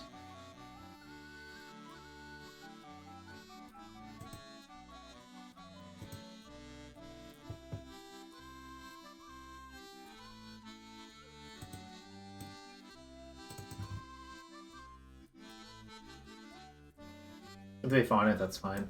Subtlety, sure.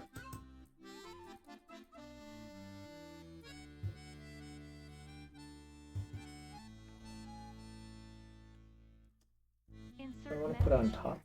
Yo, what's up, Faye Frog? Welcome back. Thanks for the resub. Let me know if I should open a chest for you. Do I want to redraw this? I don't think so. So now if they living end again, it's actually pretty scary. Hopefully I get to live a turn for this. Yeah, I mean, Cancer's deck is not cheap.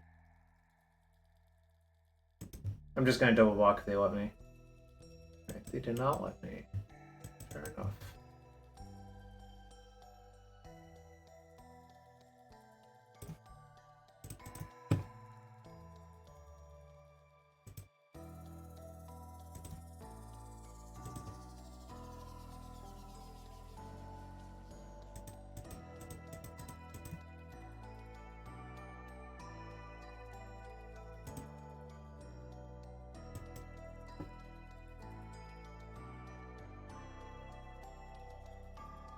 Let's see what their last card is.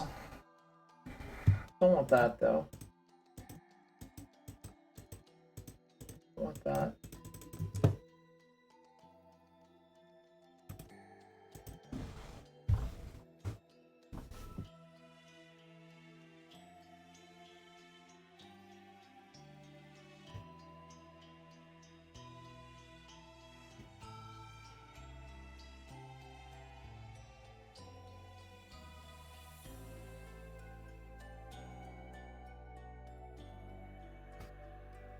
Okay.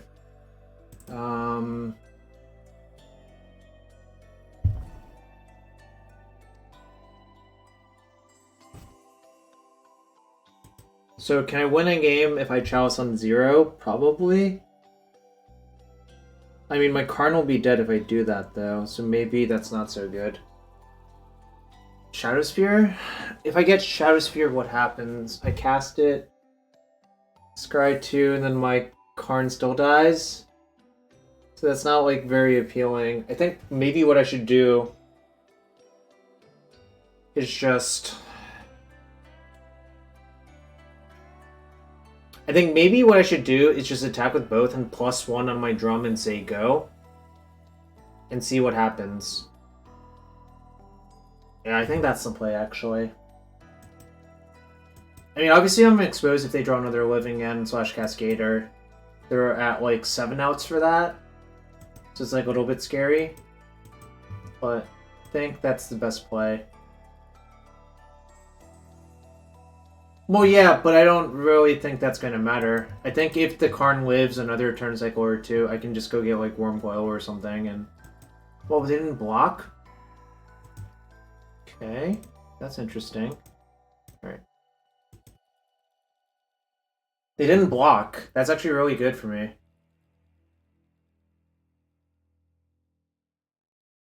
Oh, okay. That's why they didn't block. Alright, now I'm dead.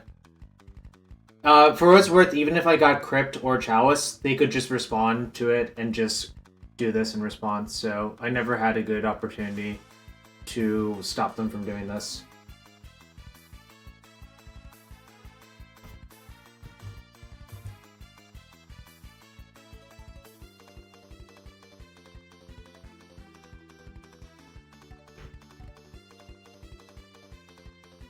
So I block here and take 10 and I'm at 10. Alright. Okay, so... I'm not sure if I messed up. I don't think I did. But who can say for sure? Reclaimer is really good in this matchup, though. Like, that game they had to double Living End. Obviously, the first one was just like a Wrath for them, but... And then they Endurance my graveyard, so it kind of worked out.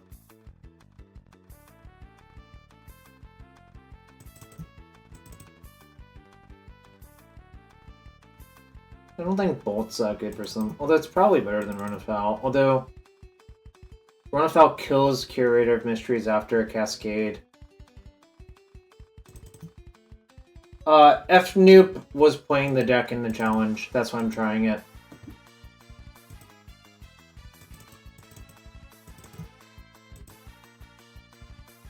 Fnoop did Double Swords a meme?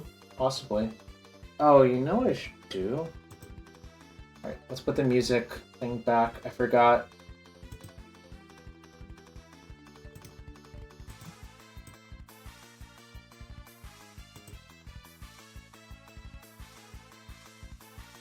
Wait.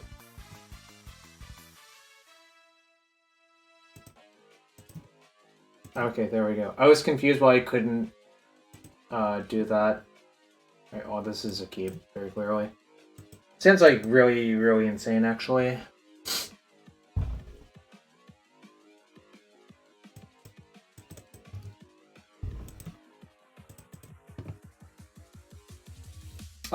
Yeah, I could do that. I think I would prefer to side encrypt then, actually, which is probably what I should have done.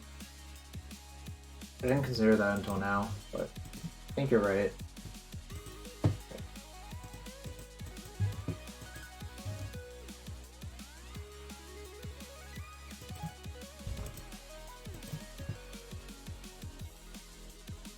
Well, yeah, I'm not siding in Chalice. I think Chalice is the better one to have fetchable.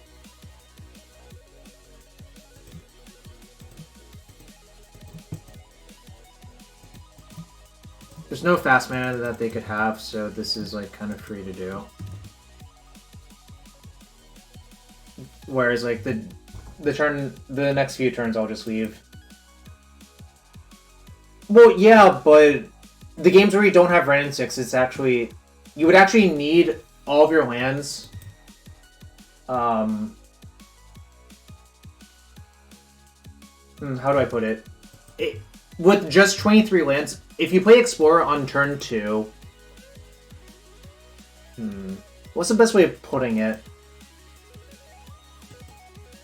Who understands what I'm trying to say, I guess, is the actual question.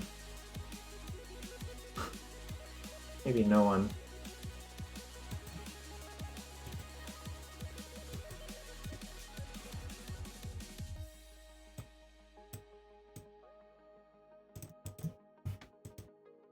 I'm just gonna leave it up. If I play Explorer and it gets fawned, it's really bad.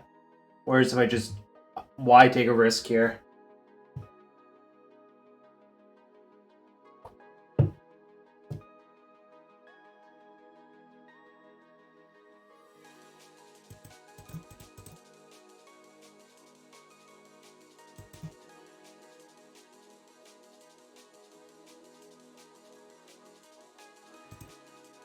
I'm gonna bog them because it just takes too long otherwise. Like, kind of just... I mean, now if like... They still have to spend time doing this, and I can just play Karn.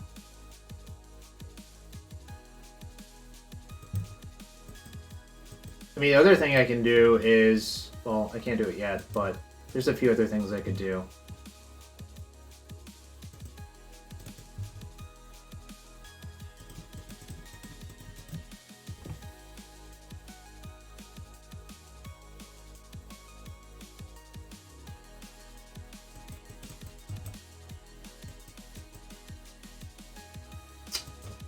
It's not looking good for the good people. Yeah, I should have gone creature into drum into Karn. Yeah.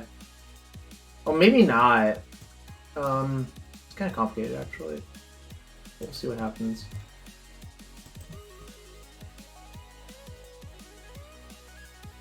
Well, so the counterpoint actually is if they have Living End, do I even want to expose it that way?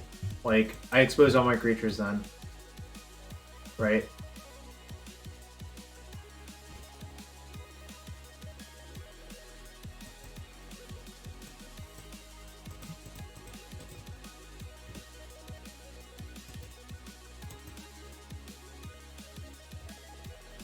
Well, I don't, because... Well, okay, I see what you're saying. Maybe I messed up.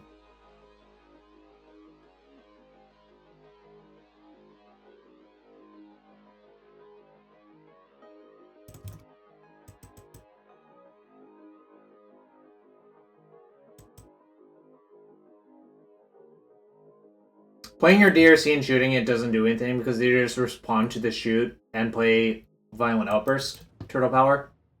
Like, I think you really shouldn't do that.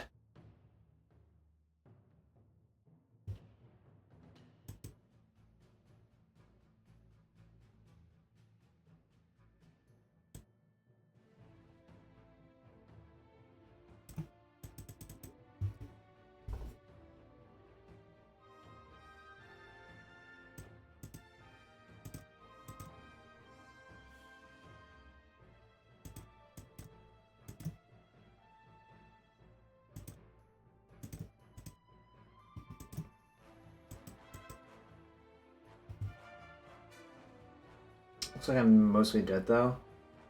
Yeah, also, maybe I could have just played Saga on a different turn and just had the Relic on board, which is probably what I'm supposed to do. I think I played this game really poorly, actually, now that I think about it.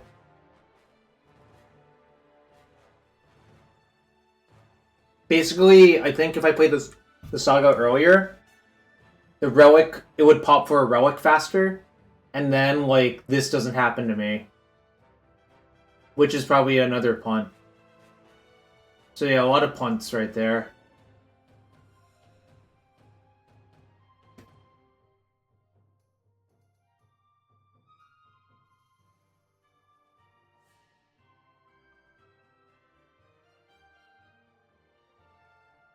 Sucks to suck. Yeah, I don't have a bridge. I don't really think the bridge makes sense. I don't think your deck can win. Like, if I had, like, Walking Ballista or something, it would make more sense, but I don't, so...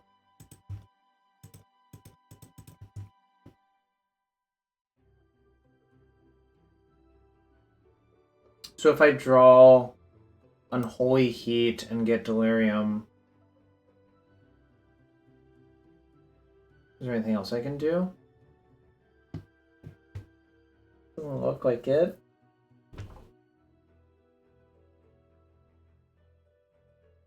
Rip 5-0 Dream. Rip.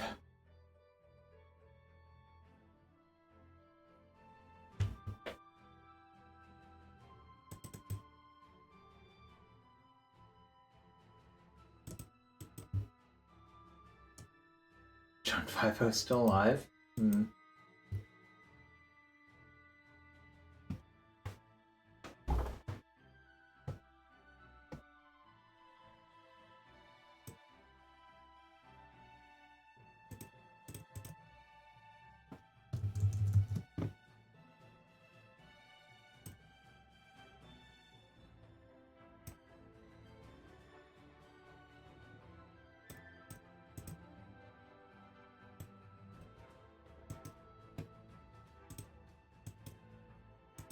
Unholy Heat.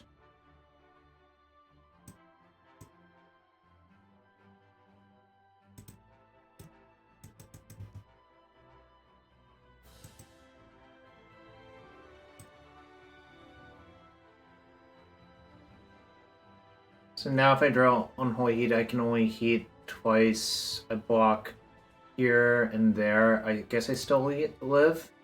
So I have to play for that, I guess.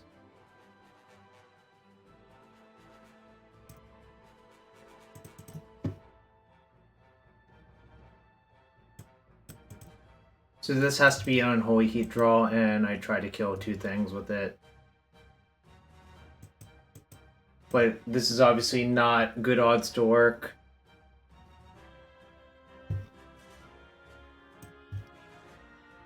Alright, dead.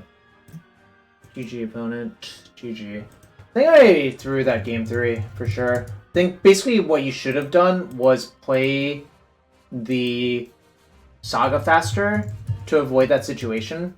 That's actually what I should have done, I think.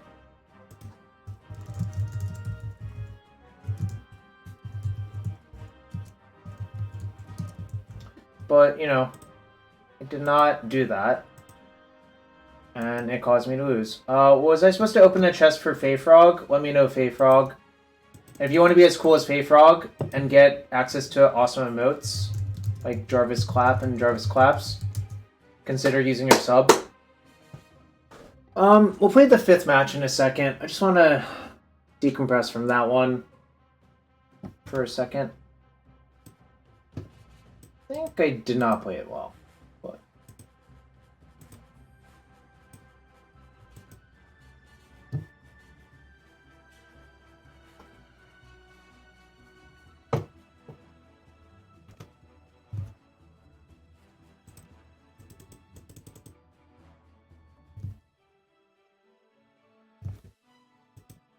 Alright, actually I'm going to get some more water too, so be right back in 1 second. And yeah, thanks for being here.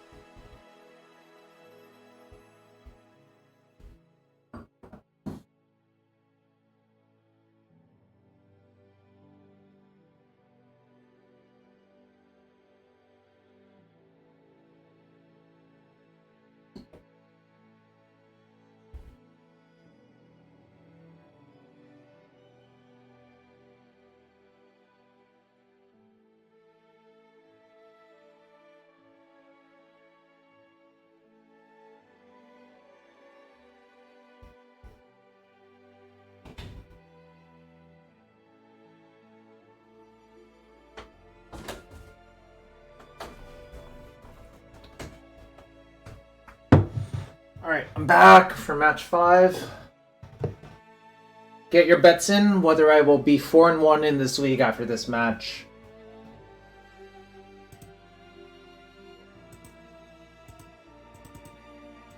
Really, just get your bets in. We have... Wow, 9,000 on yes. Got some serious gamblers in this chat. Guess they're saving up for that open all.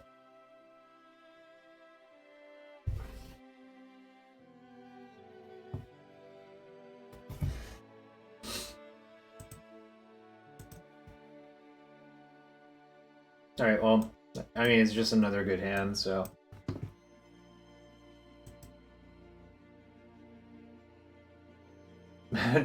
Shooters out of mana types? Sheesh.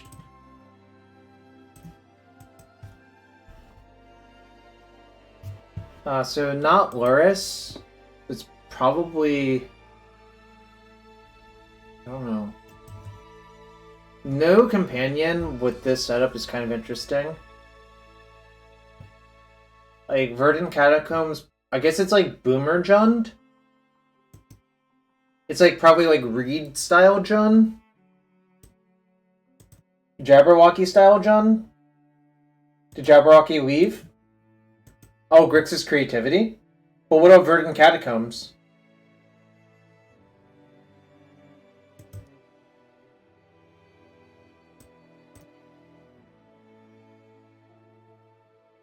John in the Shadows. I mean, this just made me think of you, right? Like, our opponent has no companion, and they've played Verdant Catacombs, Inquisition, Blood Crypt. So... whatever. I'm just playing my 1-drop. I'm not gonna overthink it.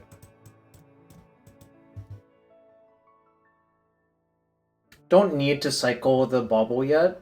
I kind of just want to see what's going on. Okay. I feel like this is a matchup where Urza Saga is going to be really important. Has the look about Jund, I'm not going to lie. Oh, perfect draw. You're a Blue Mage? Come on. Jabberwocky, you can't trick me. I know your true colors. You're just a good cards mage. You're not a blue mage. You're not anything else. You're just a good cards mage. You really just can't trick me. Come on, bro. It's just all of the good cards are blue now. In Modern. Like, a lot of them are blue anyways. Like, Iteration's insane. Hey, what's up, Ruthless Corn Dog?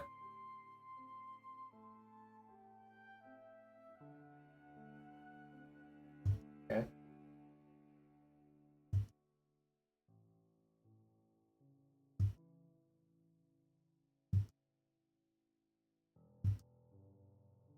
Rag hitting Arid Mesa, that's fine.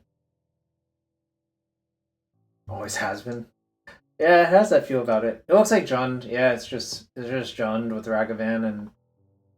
Because this is like a Tarmogoyf?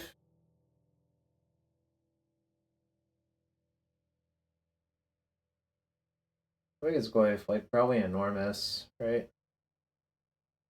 Okay, it's fine. Do I want to cycle my Bauble? Not yet. Actually, maybe I do.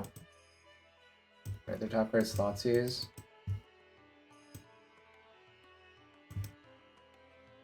Okay, cool.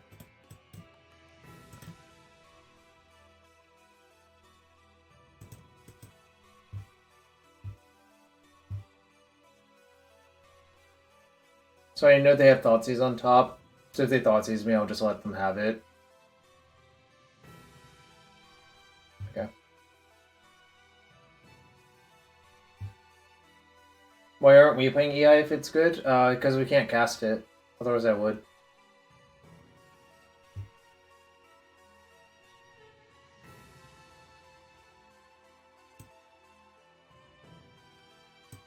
Probably want to use this turn. I think my mana is going to be very precious this game. Especially if I draw like a 1-drop. Like, yeah, exactly. Alright.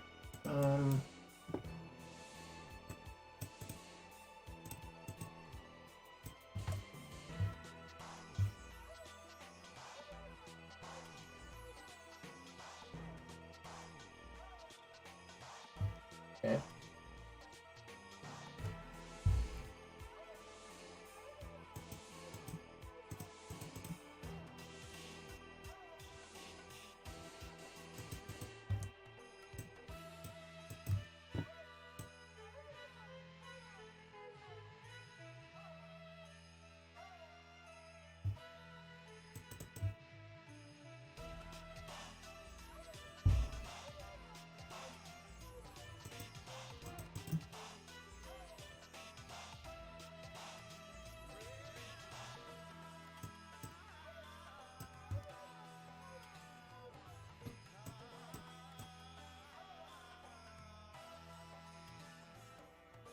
Shadow Spear or Drum? Probably Shadow Spear.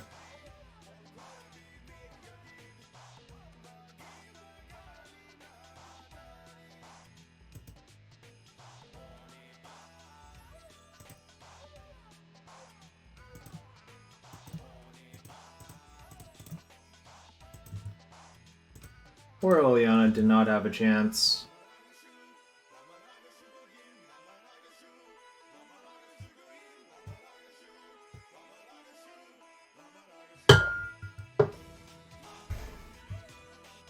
Really looks like we're playing against Boomer Jund, which is kind of funny.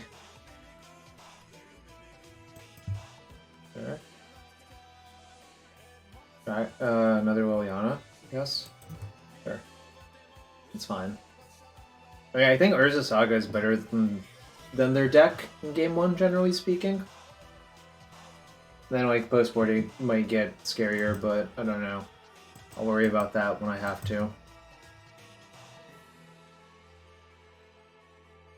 Okay, equip to here. Play that land. I can still activate. It's 4. Looks good to me.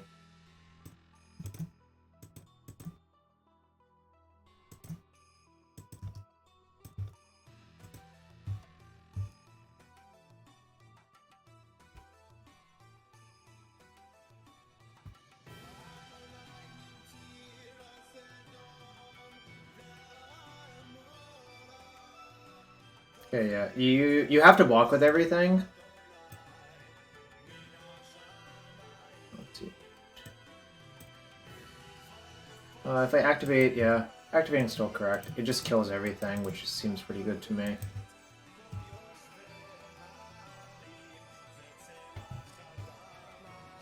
They're kind of under the gun as well. Like, I'm just basically not going to run out of sagas because of Reclaimer. Let's see, what does that mean? Probably means, like, well, actually, if they had removal for this... I don't know what it means. Probably means something.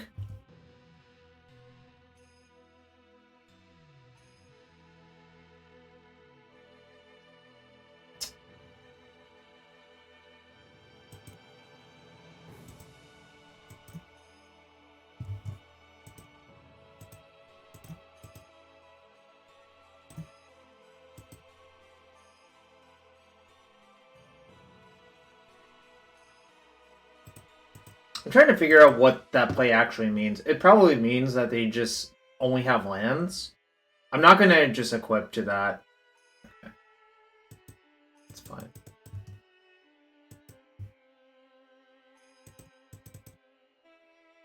Now I'll equip. I mean, like, that was a very peculiar... Like, I mean... I could have just, like, not put my land first, but I think just playing Saga there every time is checkmate. So I'm going to do that. Alright, I want Veil. I wish I had, like, a Disenchant, I think. But I don't.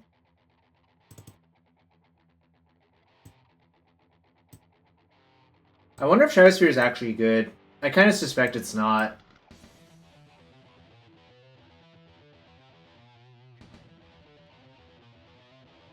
Kind of want to cut one Traverse Spear and one Karn inside in, like, a Seeker's Chariot. Or maybe, like, go like this inside and, like, chariot. Like, I kind of think if I Karn for something, what's going to happen is it's just going to get, like, discard spelled. Whereas I think if I just draw it naturally, it's probably better. So maybe I just side out the Karns, which is kind of weird, because I think normally they would be good in a matchup like this. Is that, like, weird logic? Like, you could side in Chariot, Skyboat, Worm Coil, and, like, Engineered Explosives, I guess. Am I supposed to have the Karns in? Like, I don't know. Seems very weird.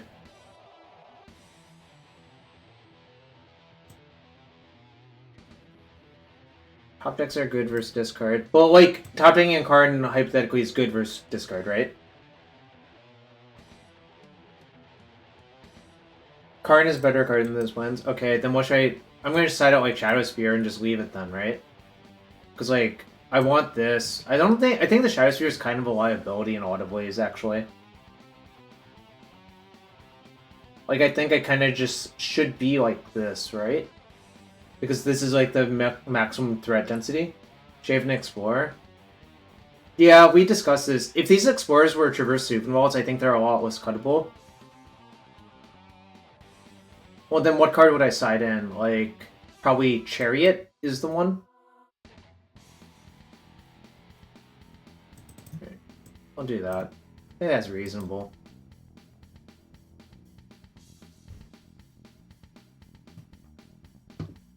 Also, what's up, Bowen?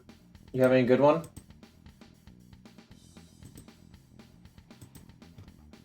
I've been having a good one today, personally.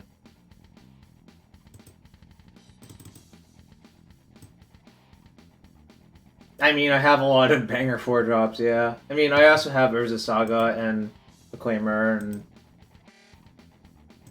Alright, like, Reluctant Keep. This is not actually the most insane hand, but I'm not gonna mulligan versus Jund.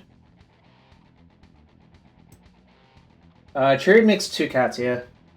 I mean... Okay. XJ, I have an important question for you. On a scale of 1 to Jarvis, how Jarvis is this deck? It's a very important question, because if you answer it wrong, I might have to judge you. Oh, fuck. That probably means Wrenn and Six, which means I'm not allowed to play my Ragavan. Maybe I still play my Ragavan and just let it die? Alright, yeah, I think I'm supposed to. Yeah, no, this is more like Jund Saga minus... This is Jund Saga minus black plus...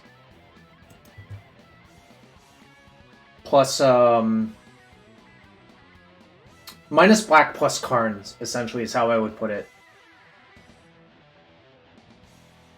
Whoa, they didn't have her... I guess I'll attack and see if they kill it. I mean, I think they're going to, but then I'll just play Wrenn and Six.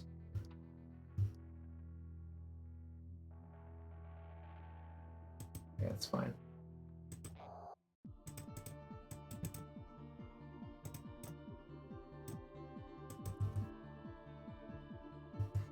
Could have played, like, Explorer Saga there. I'm afraid of, like, Alpine Moon, because I don't want to just get Alpine Moon for no reason. It's kind of annoying.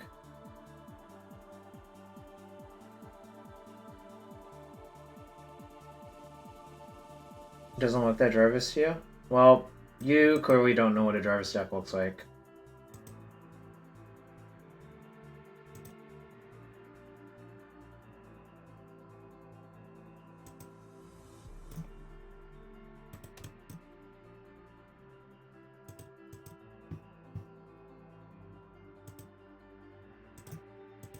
Not gonna mess around. Like, what if they just have something weird?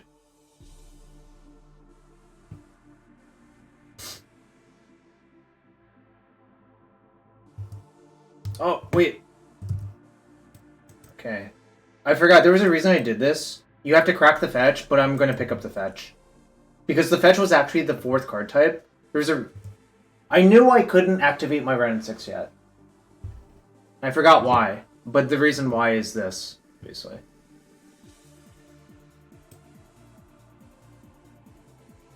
Alright, it's fine. I mean, I don't actually have a lot of ways to kill that thing, but that's fine. I mean, the problem is, actually our deck is very threat light without Saga in it.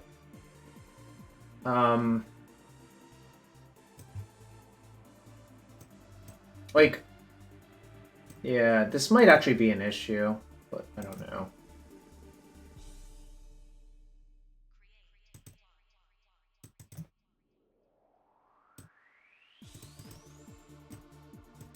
Picking up the Saga doesn't really do anything, because... Maybe I'll just kill them with ulted Wrenn and Six plus Lightning Bolt. Yeah, Den of the Bugbear would be the next best land to play, but we discussed that. I think maybe if I play Traverse, it's actually worth doing that. Oh, I should have put Gigantha in my hand. Yeah, you're right. Whoops. You're right. I missed that.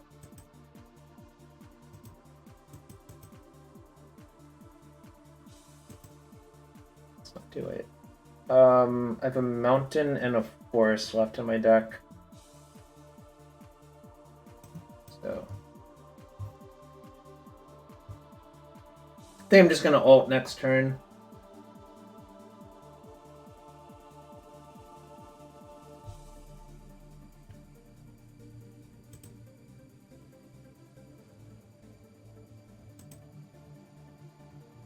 Turn Merit Leech into a car. Yeah, I guess you can do that. Well.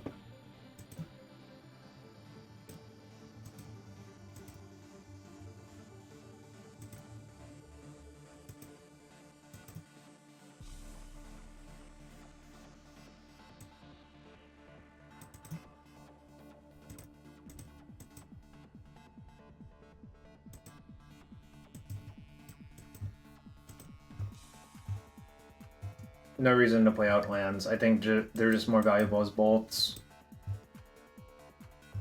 I'm definitely not. Like, they're already at 14. I have a bolt.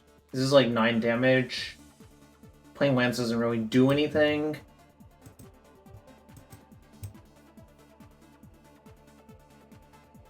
Look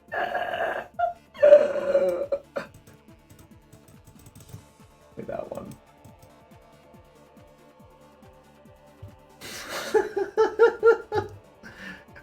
Actually, Karn probably would have been better here, but you know, is what it is. Beep beep, cat car.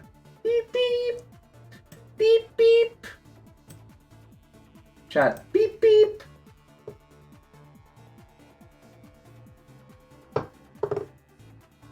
All right, we got the 4-1 chat. Honestly, I think this matchup is pretty bad for Boomer John, but, you know. Oh my god, there were so many disbelievers? How did 59% of people vote no? What is wrong with you? Alright, screw you, disbelievers. As your punishment, the disbelievers all have to sub to my channel right now. Alright, do I want to change anything? I might try it again for a few more matches. Oh, I want to play Traverse the Ulvenwald over X4.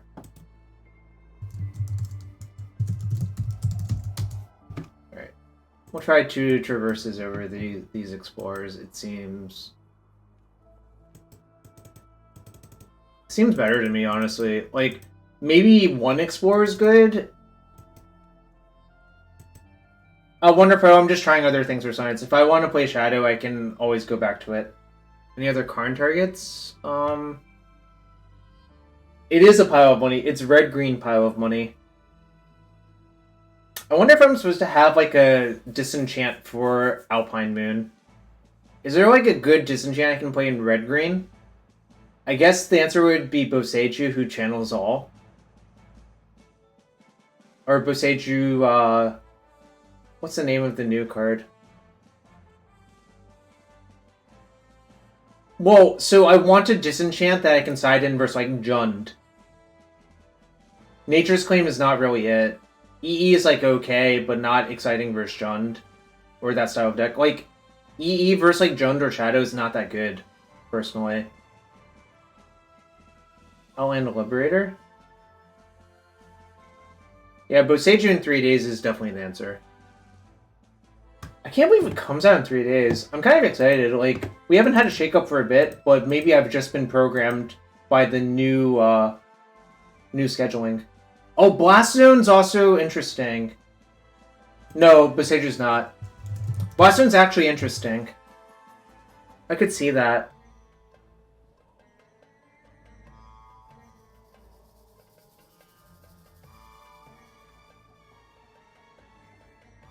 Need a Blood Moon that hits lands in all zones.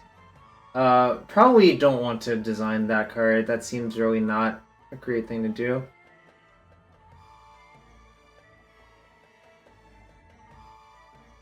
Do I really need to play Field of Ruin in my main deck? Yo, what's up, Dogs? Yeah, we just went 4-1 with it on the stream in a league. It was Fnoop's deck from 9th place in the challenge on Sunday. I made a few changes. But Wormcoil won a game, so did... I guess Asika's Chariot, like, indirectly won a game.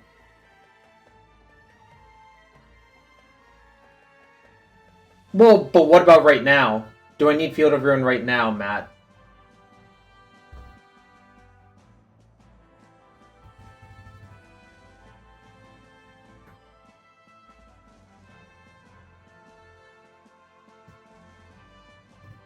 If I had to pick one modern deck to play the rest of the year, which one I would choose? Hammer Time. Origin of Hammer Time. Because I think if you spend a lot of time playing that deck, you'll learn a lot about how to, like, do micro-sequencing with a very sort of intricate combo deck. Yeah, I'll just leave the field. I might just add Blast Zone for, like, the 4th Karn. I don't know. Is that crazy? Do I need to play 4 Karns? Sylvok Replica. No, that's not it. I mean, I know what Sylvok Replica does, but that rate is just way too bad.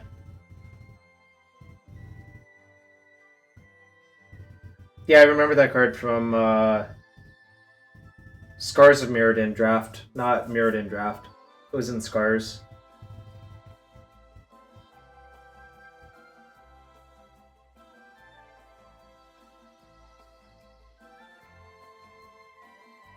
Just thinking out loud about what else I can put into this deck.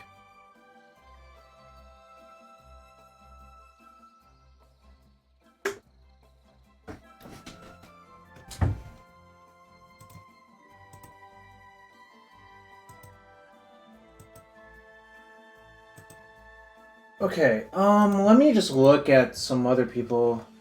Did other people play this type of deck? I feel like other people have.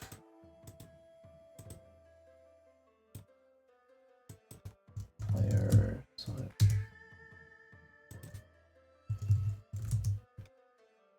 Wait, FNAP has been playing this deck a lot. Huh.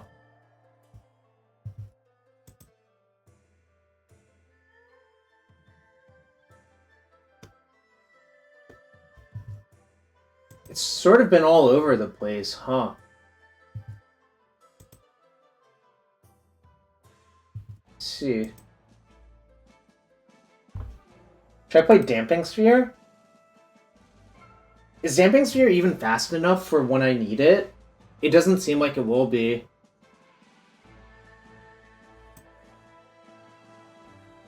Also, is it... This might sound crazy. Do I have to play 4 Bobble in this deck? Maybe I do. I kind of just want to cut Bobble for Blast Zone. How crazy is that, chat? Kind of crazy, I guess.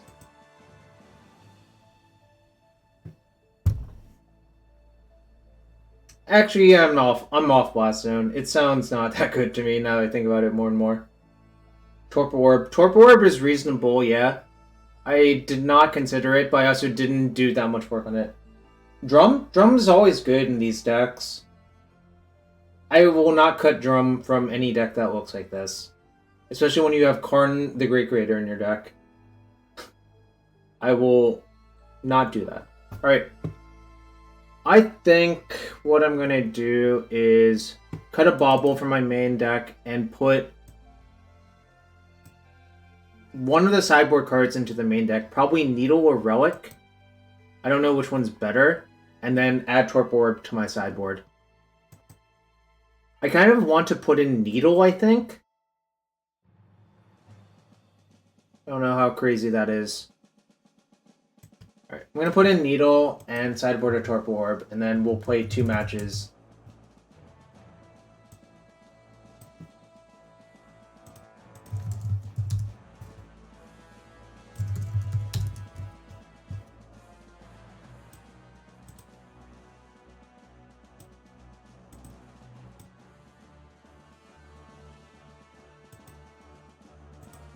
To Traverse the Ulvenwald. 1 Torpor Orb. Oh, these cards are cheap on MTGO. Traverse is 1 penny and Torpor Orb is 6 tickets. 6.44. Why is Traverse so cheap? Weird. Very weird. I guess like no deck plays Traverse anymore, but it used to be one of the most heavily played cards with like Mishra's Bauble and shit. I guess it's kind of hard to play like a red-green Delirium deck. But this deck is definitely a red-green Delirium deck. Anyways, we're gonna play another league or another few matches. Probably not the entire league. So thanks for everyone being here. Again, if you're new to the stream, check out the Patreon. Goon the Spoon, thank you for the 2-month Twitch Prime sub. And if you want to be as cool as Goon the Spoon, check for your Twitch Prime sub. Or hit that follow button, that's free to do. Also, Goon the Spoon, let me know if I should open a chest for you. Alright. We'll update the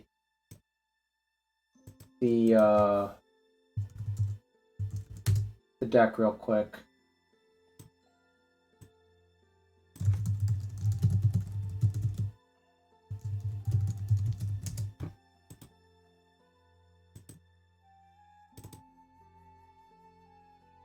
God, I freaking hate it. It always puts the like it always puts the companion on top instead of at the bottom. So it always like the import always gets messed up. So you have to fix it every time. It's kind of crazy that it's literally every time.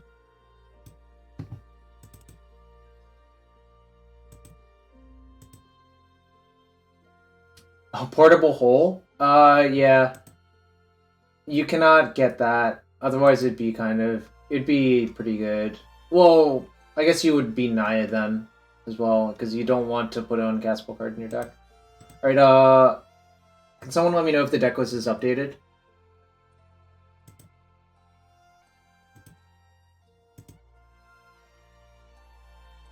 Well, no, because it's at the top, but I guess you could have like a regular expression that checks for companions as the first line.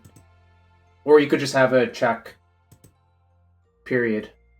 So, I guess it is like it could be Carpet Alive, could be recoded slightly better. Yeah, of course not, because there's only, what, like 10 companions? You just have a manual check on the top line.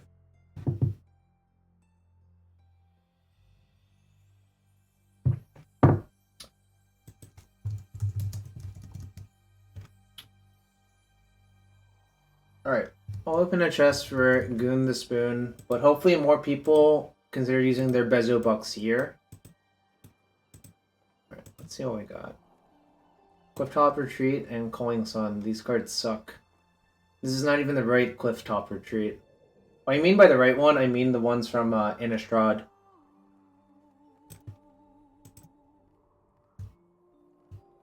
What is this song?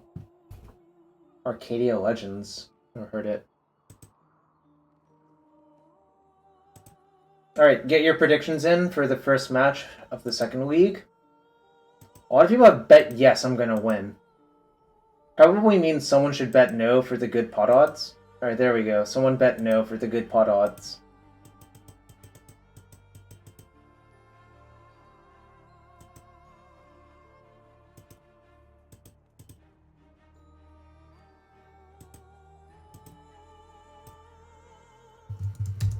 That was a pretty fast lead. I mean, 4-1's not bad, obviously. Also, it felt like the deck was pretty coherent, actually, which is more.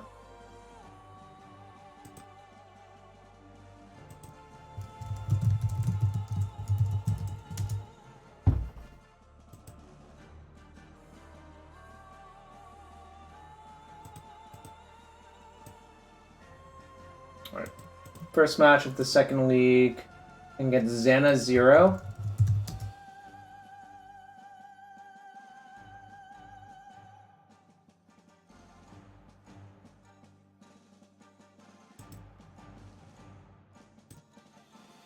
They have no companion. Yeah, this is still a keep. This is not as good as the other hands I've had, but this is still a good hand.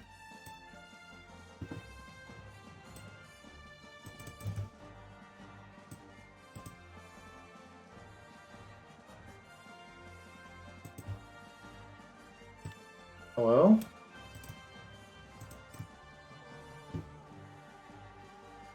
Saga on 1 is weird.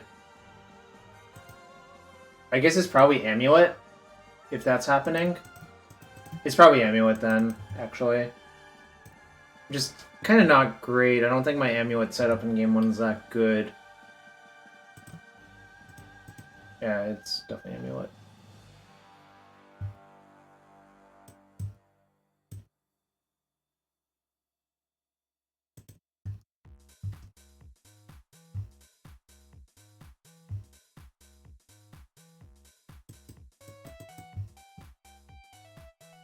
What's up, Xeno1? I saw you did well with Obosh Red, right? Now I wish this was an X4, I'm not gonna lie, but...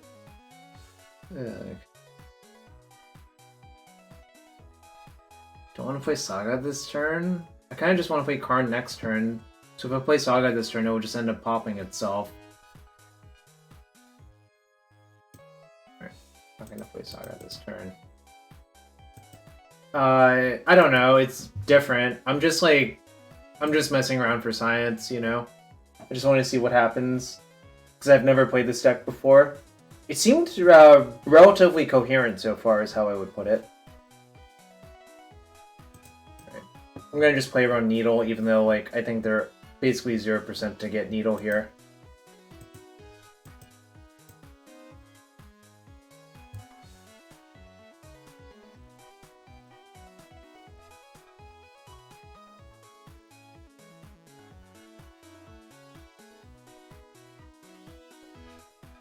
Okay, just explore.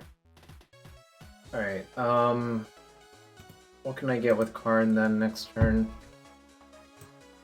Maybe it's just coding and hope I fade a turn. Yeah, this Traverse is not very good. I will not disagree with that. Right, a Royal Grazer.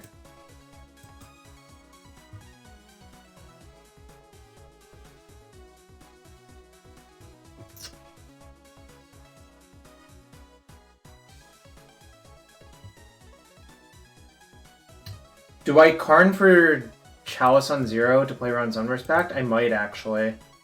Okay, well, I guess I'll play that first and see what they draw.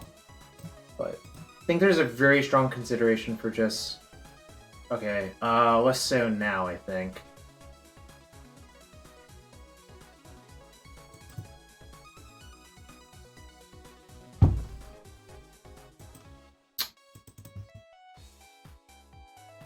My Amulet matchup has to be not great, because I don't really have like a hammer like Blood Moon or anything like that.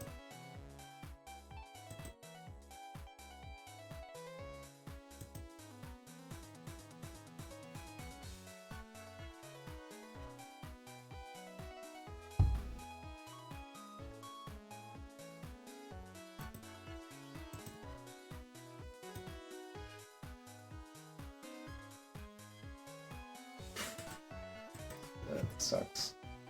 I guess I'll get coding and hope they just don't have an untapped green source. Or they don't have a green source, period. Or... Well, Bridge doesn't really do it because they can kill you with Valakut nowadays, in my opinion. So, like, that's not really what you want. I think generally just Gruul decks have to fold in this matchup, which is fine, you know. Take your lumps, but like you can definitely just if they just Titan once and they get, you know, like Toya West plus something else. If they get Toya West into Dryad plus double Valakut, like you're dead. How do I deal mentally with Allosaurus Shepherd? It doesn't really bother me. I don't know. I don't really... That's not really helpful advice for you, obviously, if it doesn't bother me. So I don't really have anything good for you. I'm sorry about that, but that's just how it is. I do have Torpor Orb, but the Karn's too slow for it.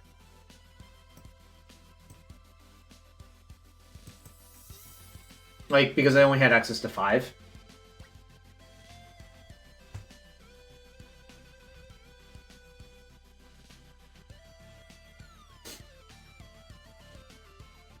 I mean, this is just, like, not really what I want for my deck, you know? That's fine. I want to see what setup they have. I want to see if they have Stronghold Garrison or Battlements and/or Battlements instead. Okay. That means I am basically dead, I think. I mean, clearly both setups kill me here, so it's not a big deal. This is another matchup where Damping Sphere would be a lot better than a lot of the other cards I have on my sideboard, because Damping Sphere shuts off all of the bounce lands. But really, I would have just lost, kind of, period.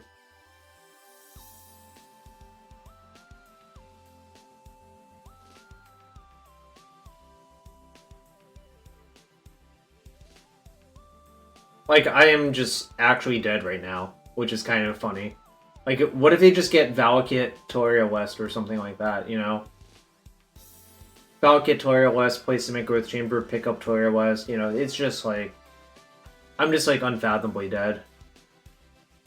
Like, this also works. Although, if you do this, you can't float blue and do Transmute it this turn, but I don't think that'll matter. I think they can probably just do it next turn, I'll also still lose.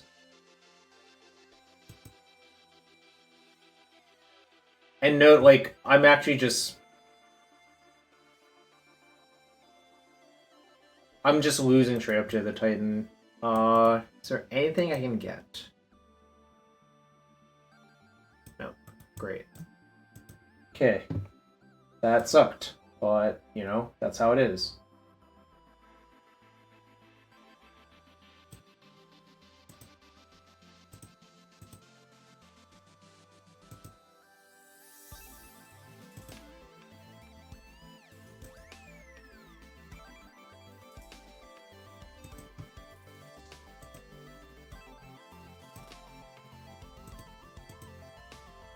Alright, Lightning Bolt is not that good, but I might just have to keep it. I definitely want Alpine Moon. I think Shadow Sphere is a brick. Parry Spellbomb's not great. Wow, I am really ill-configured for this matchup.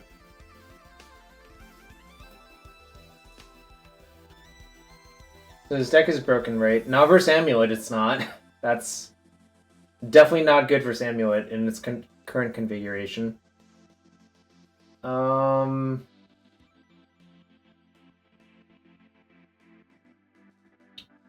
I would caution... I do not think it's obscene. I think it's good.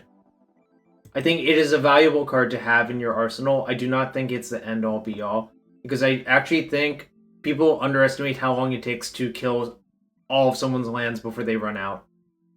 People just imagine, like, rainbow scenarios where everything goes perfectly every game, and I'm just, like, imagining the opposite of those, personally. I guess I have to leave in Pyrite Spellbomb, which is kind of sad. Maybe... No, okay. I think Shadow Sphere is better than Pyrite Spellbomb.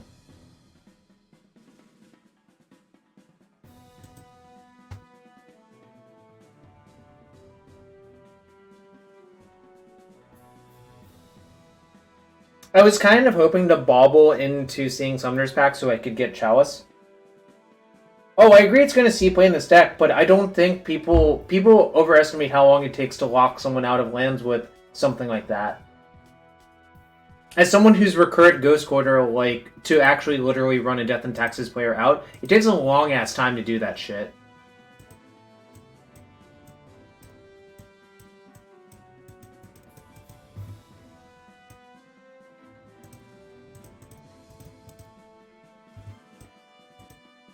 Like, it's really slow. It takes... I can't even really explain it. It's just really, really slow. Oh, did I forget to cite an Ancient Grudge? Oh, God. I should definitely have cited an Ancient Grudge.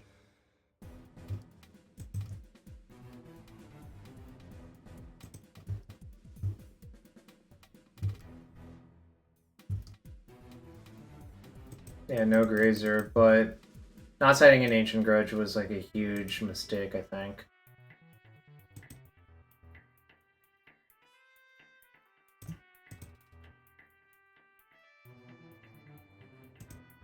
I think this is better than the alternative.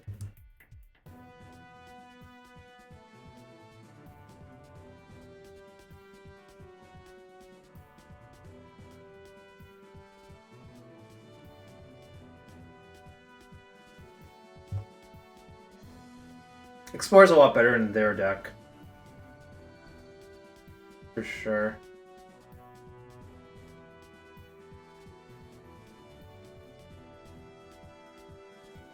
Okay.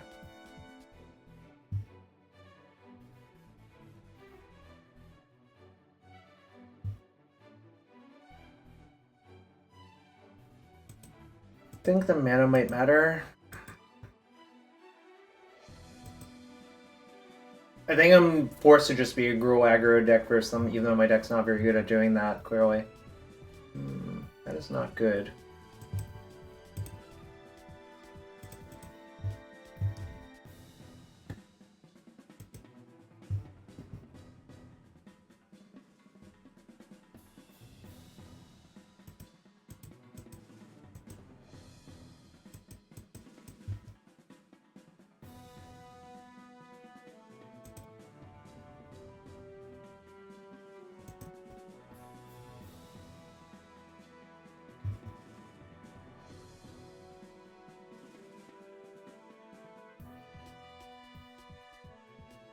I feel like I'm dead, but we'll see what happens.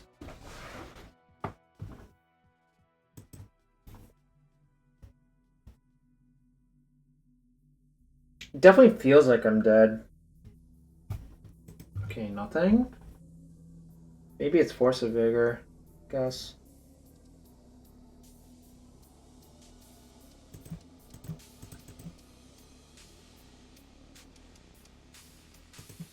Gonna get a fetch with this.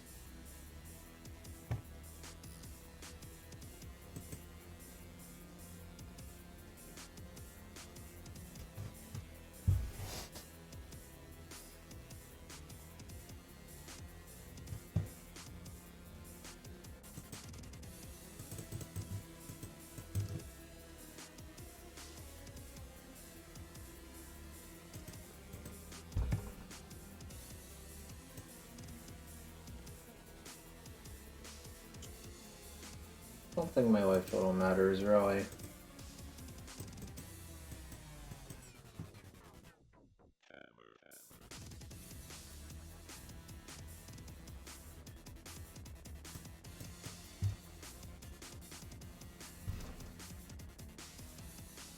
You can fall off my Saga in response to the trigger. I will just rotate it away. Alright, didn't do that. So now we'll just attack with these and hope for the best.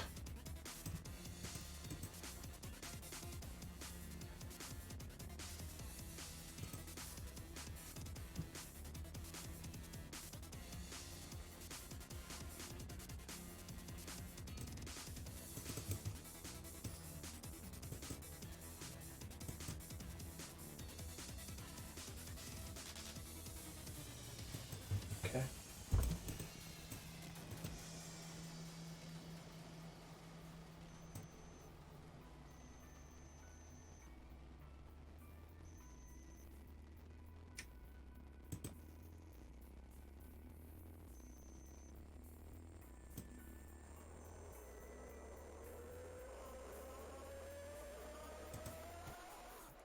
Feels like I'm dead though. Maybe they just don't have the Titan.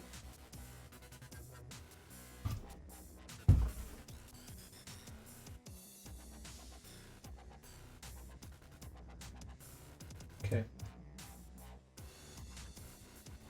Kind of just hoping that they don't have it.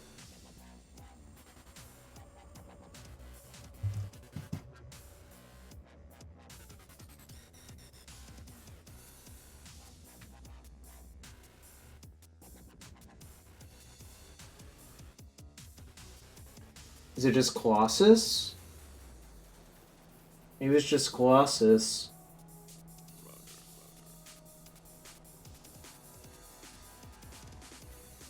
Okay.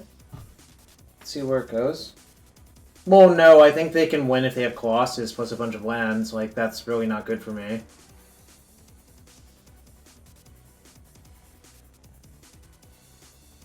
Y'all are gonna get to see how, like, D-Gen Amulet plus Colossus is right here.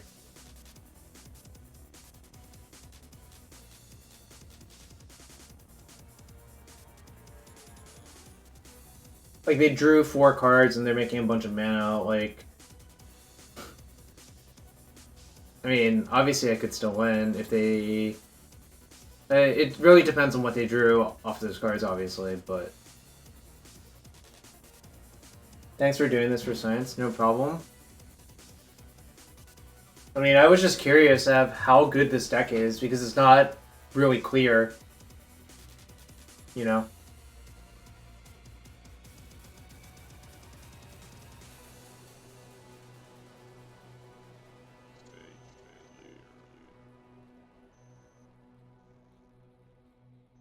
If they have a second Colossus, I'm probably dead. Because, like, that's a lot of cards, a lot of mana, a lot of everything, you know?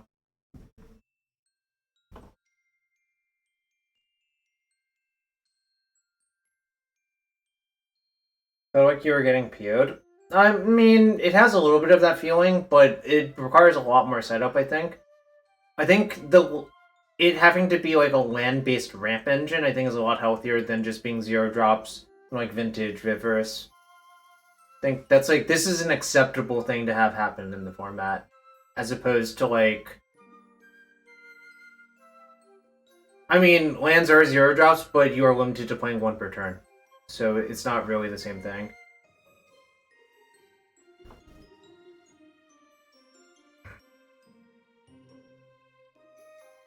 So they can get Stronghold plus something else. I exiled Sunhome, not Slayer Stronghold. Of course, if the Stronghold's in their hand, it doesn't work. But they would have probably put it into play off of the Colossus if they had it. So I think it's kind of hard for that to be in their hand.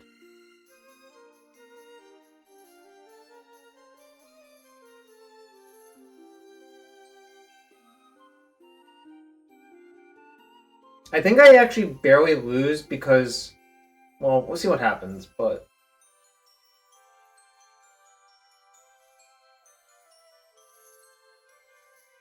We'll see what happens. I think I'm dead, though. Because if I were them, I would probably just get, like, Radiant Fountain and Simic Growth Chamber. Oh, 2 Simic Growth Chambers also makes sense, because that produces double blue to transmute as well. So, we'll see what they get with the transmute. And you just pick up, like, Castle and Toyer West or something like that. Maybe Slayer Stronghold. Or another bounce land, sure. They're all kind of the same. Yeah, but that's not the issue. The issue is I can't deal them enough damage now. Because if they just transmute for, like, Pact of Negation or Radiant Fountain or something somewhere. Or if they just have a blocker, yeah. I guess now I can draw a Lightning Bolt to win? So I guess if I draw a Lightning Bolt, I win. Otherwise, I lose. Also, we knew the Double Strike land was out of the deck. So I wasn't worried about that. Right. I'm going to Bobble myself. If it's not a Lightning Bolt, I'm going to use Elvish Reclaimer to shuffle.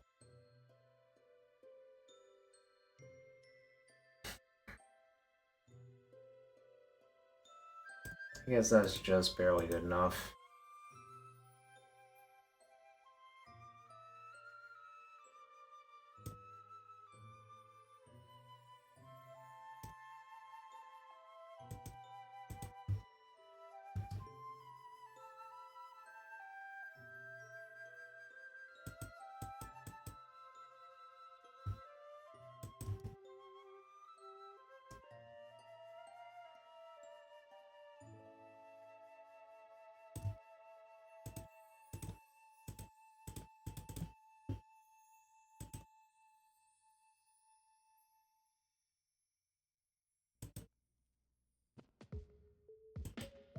I want them to go to combat before I heat the Titan, so they don't get more info about what they need to do.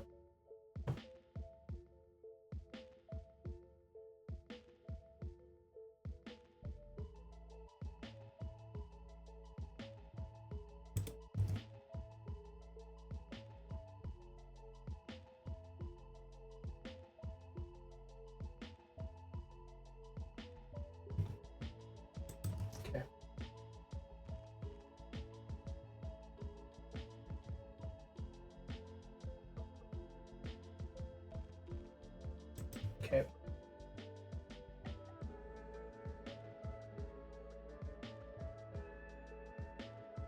So the plan is to heat the Dryad, probably.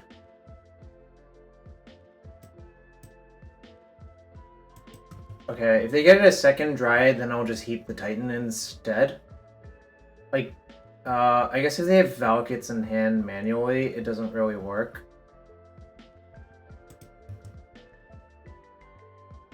But yeah, now I have to kill the Titan.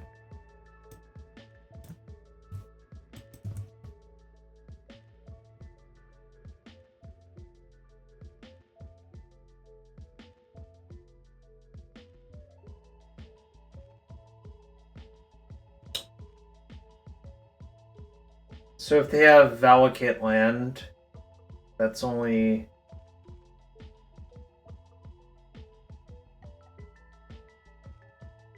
Okay, I mean...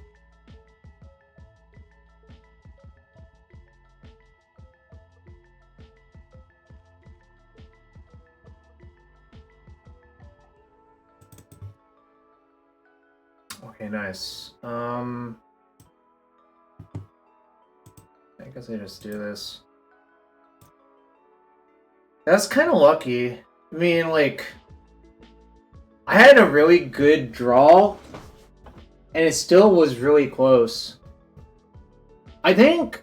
I'm trying to figure out what they could have done. I feel like they could have done something better, but I'm not sure what.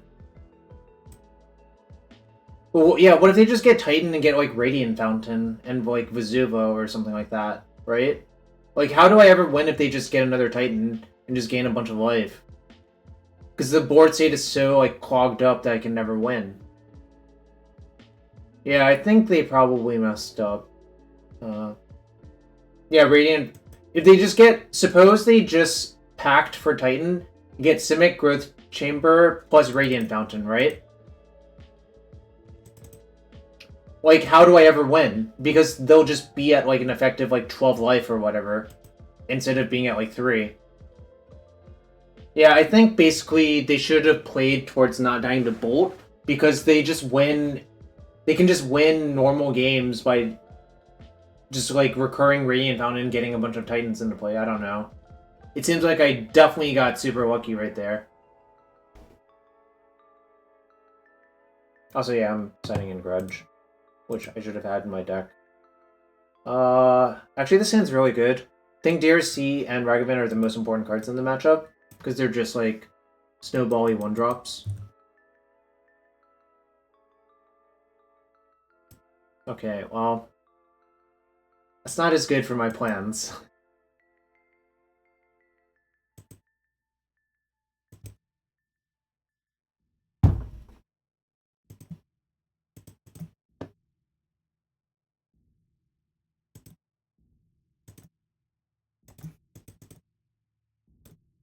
Well, that's why I'm not playing Ragavan. I'm playing DRC into this because I think it's a lot better to do so.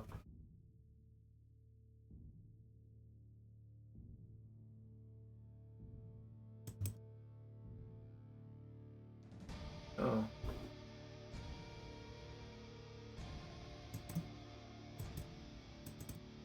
I'm always bolting this, I think. I think I kind of just have to, even though it got... Obviously, it got value.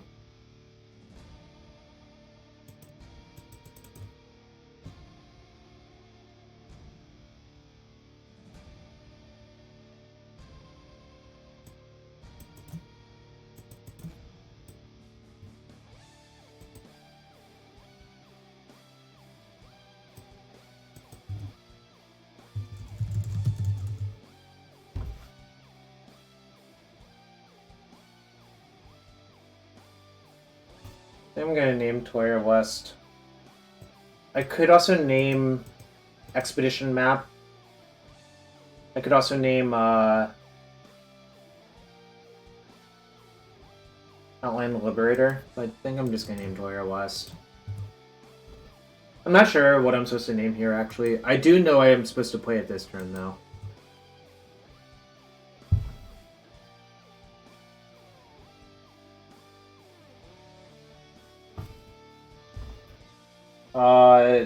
No, I just saw this in 9th place in one of the challenges and it looked interesting. That's not great for me. Actually, I did really poorly, but that's okay.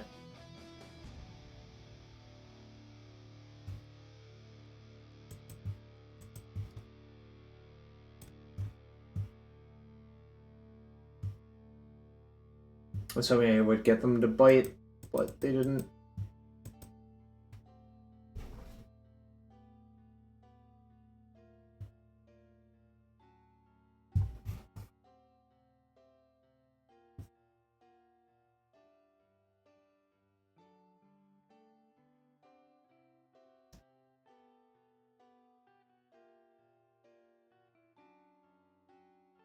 I'll have my Needle and Saga.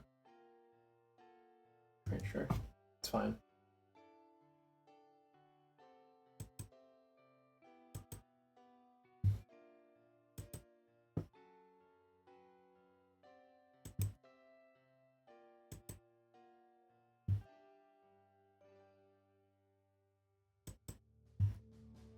I think I need to save this for Titan, actually, which is kind of sad, but...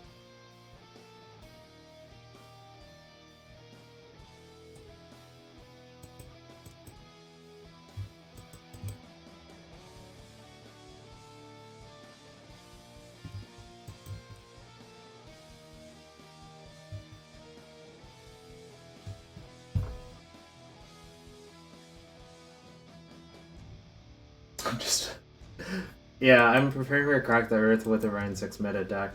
That's exactly what I'm doing. Doesn't really matter if it's a bad card. I guess I might want to leave this on my deck. Just in case.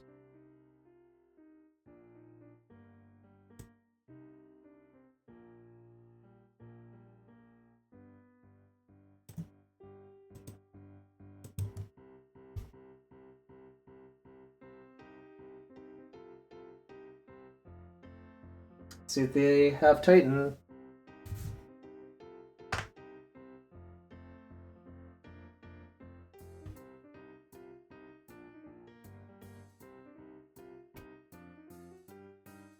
Looks like they do.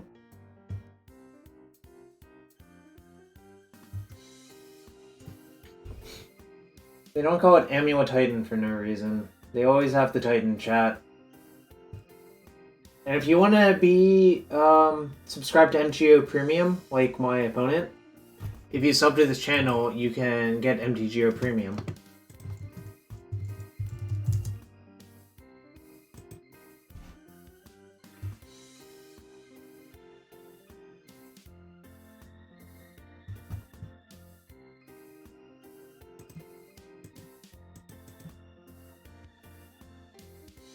You're right, it doesn't apply to Prime Gaming subs.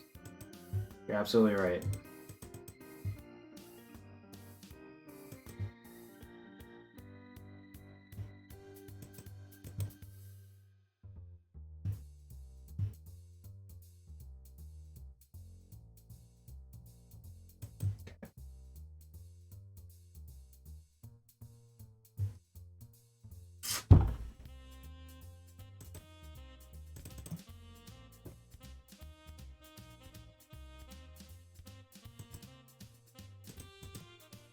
I mean, yeah, they can EE my shit, but I'm in such bad shape as it is that I kind of think I just have to play my stuff out and hope that they choose not to EE my shit or, like, do something that makes no sense.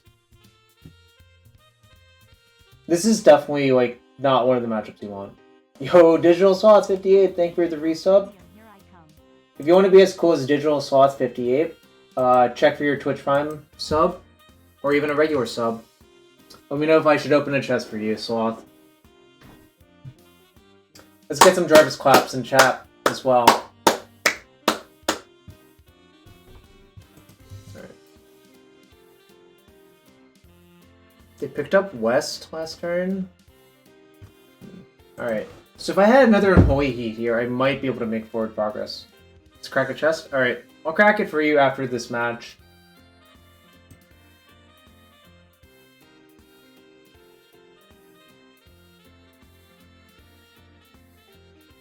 I do not make 250k a month. If I did, I probably would just stream only and not do like 9 to 5s. Or 8 to 5s rather in my case. Actually it's more like 7 to 4 in my actual case.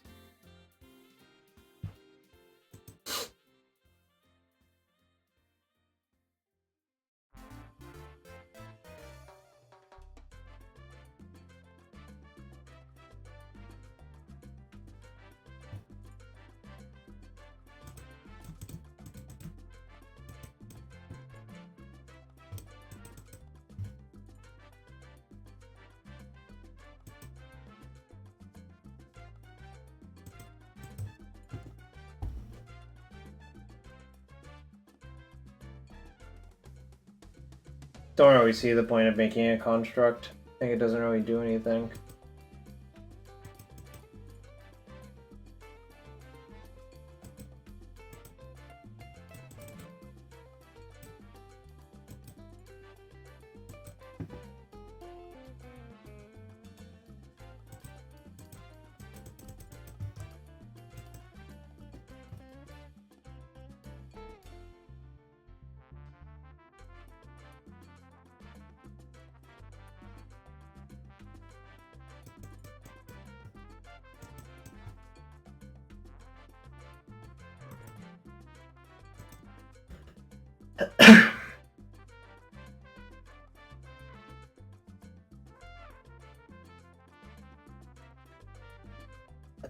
They're on the hook for 1 pact.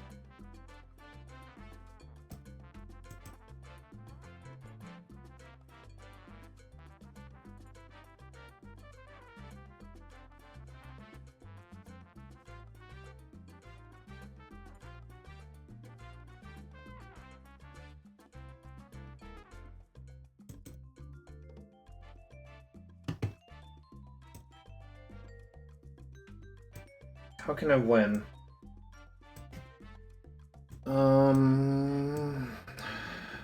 I get coding one of their lands, it's not particularly effective.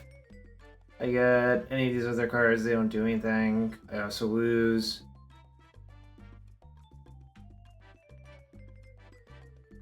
I guess, like, probably getting coding is correct, and then just hoping I draw heat, and then I don't know. They still have too much stuff. It kind of doesn't work all around.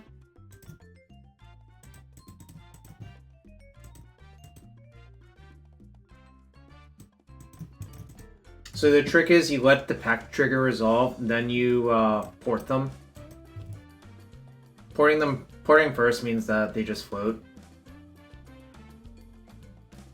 But I'm also like very, very, very dead here, so. This shuts off a transmute at least. Oh wait, it doesn't, because they can just attack the Karn. Alright. Yeah. No, they can just kill the Karn and then transmute second main, but... Do you actually ultimate price? Sounds like a terrible way to live your life, personally.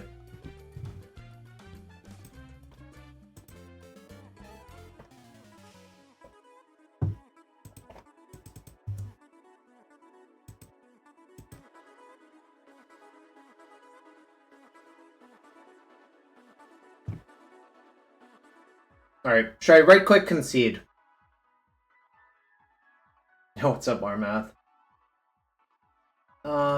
Gosh, don't want to play another match after this.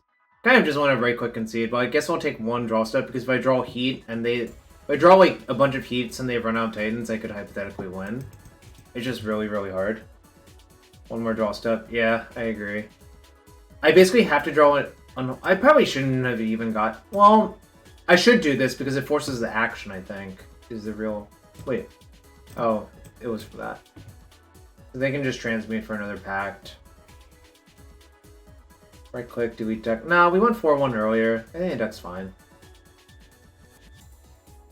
Hey, what's up, lever number 1? Lever number 1, I was remembering old matches I played. And I remember the one where I lost to you. I remember a lot of my losses very well, actually. Actually, if I draw Ancient Grudge, it would have worked. Ancient, because I can coding that and then Grudge. So maybe... Yeah, okay. Could have done that. Reclaimers? Reclaimers are really good. I mean, this matchup just sucks. Alright, right-click concede. If I draw Force of Vigor, it also works, because I can turn that into an artifact enchantment. Alright. We lost that one. I guess I'll play one more match.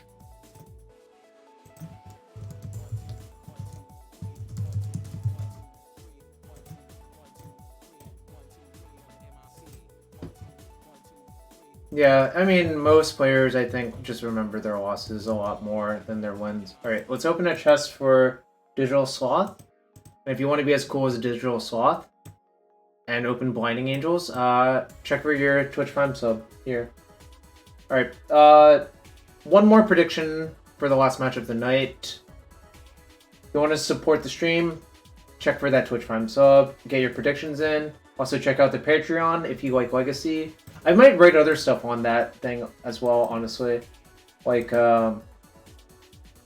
just like my general Magic thoughts might go up there too. So, check it out.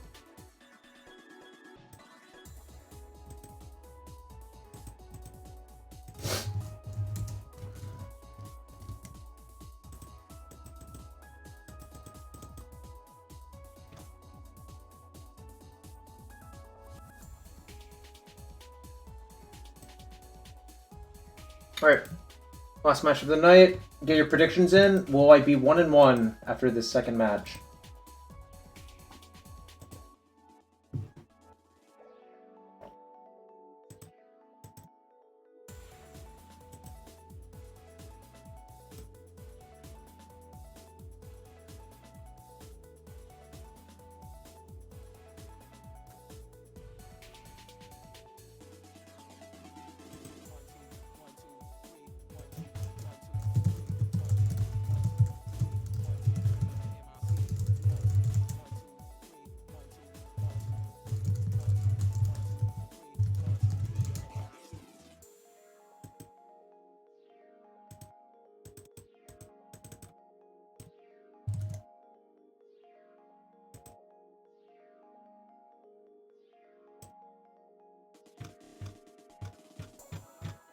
Alright, what is the rest of chat up to? No predictions, huh? No one wants to gamble their channel points. Interesting. What happened to all of the gamblers? There used to be so many gamblers in this chat.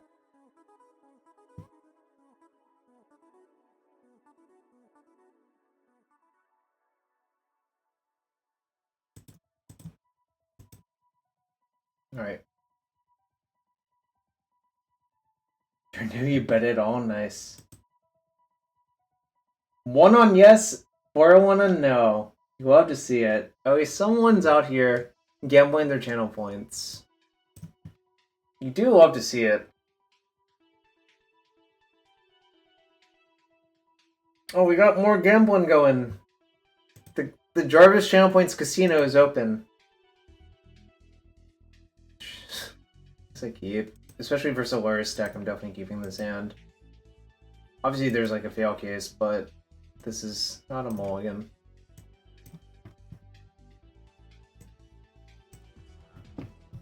These are hard times. Are they hard times?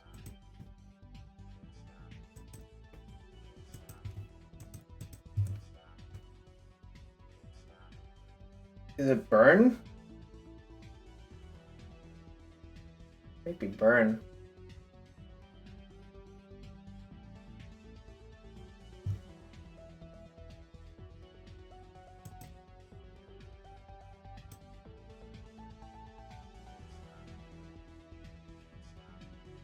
Alright.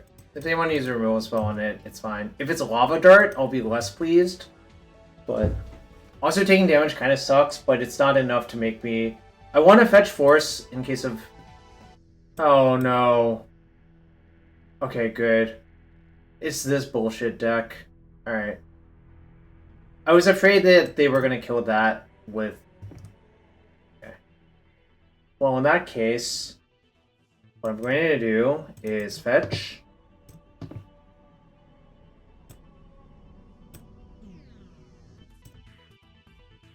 Yes, MTGO Flavor of the Week is right. And just see what they do. I don't really need to kill this. Like, if they want to spend mana to, like, discard their hand and draw a bunch of cards, it's fine.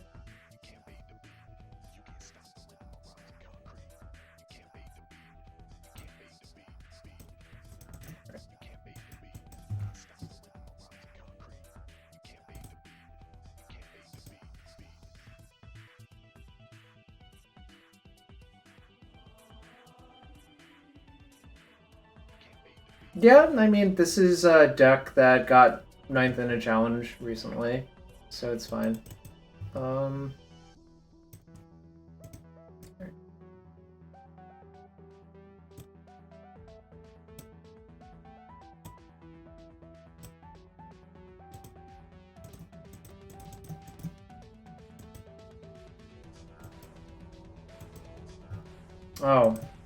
right, Mana Type. Probably shouldn't have done that then. Oh well. Fuck, I forgot that deck had Mana Type for a second. Alright. I think the best card I can draw in this matchup is actually Wrenn and Six.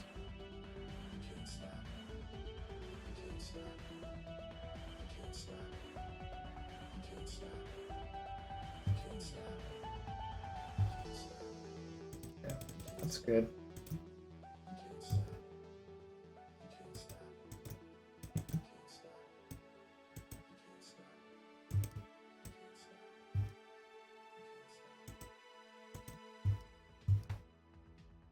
This is also another matchup where I think Tarmogoyf would be phenomenal.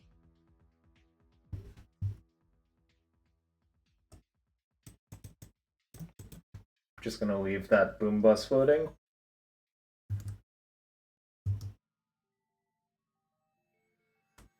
It's true, but I could have just not dashed.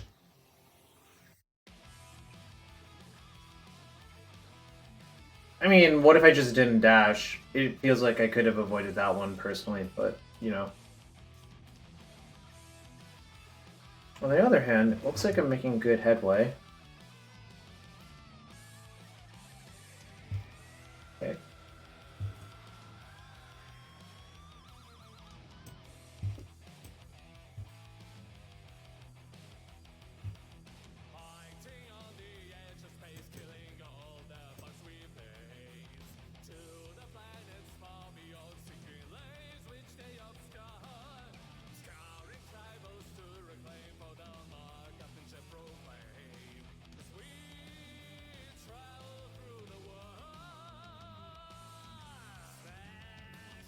What's the best way to play this? I guess I could needle, like, Bobble?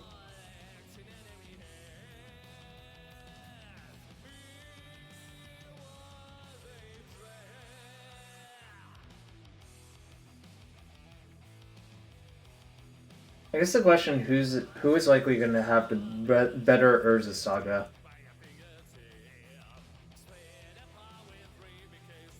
Alright, let's see what they do. Then I'm gonna needle Mishra's Bauble. Alright, I'm gonna keep that.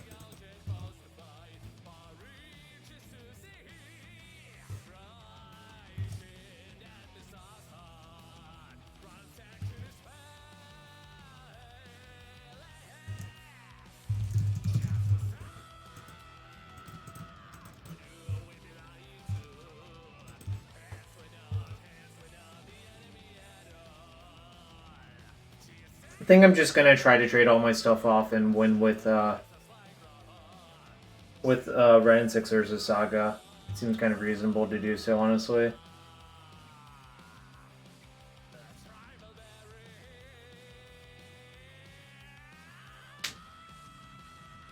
Kind of a weird game, to be fair. Alright, if they want to needle me, that's fine. I'm gonna let it happen. I don't think they have main deck needle, but I guess things can always change.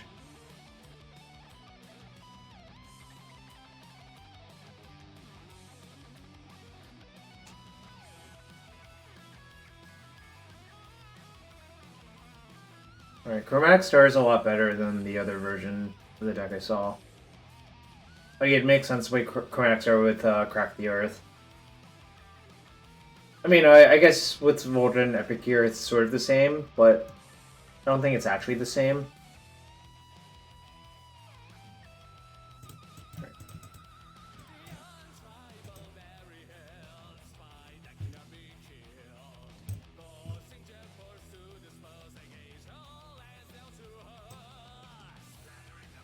Do I want to make another construct?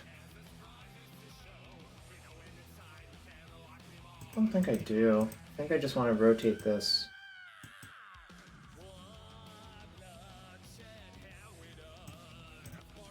I can just bog them, actually. And then I can get Springleaf Drum and play Wrenn and Six. Seems better to do that, honestly.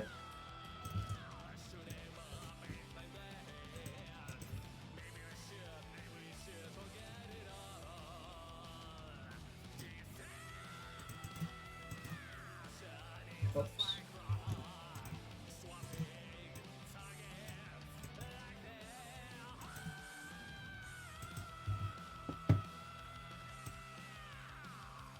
I want Karn. Probably not.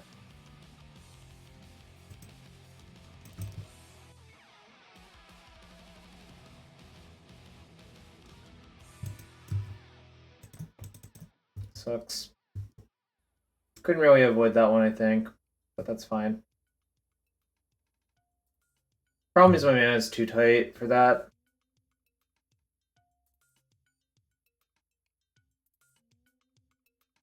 They're gonna get to replay Star off worse, but that's fine.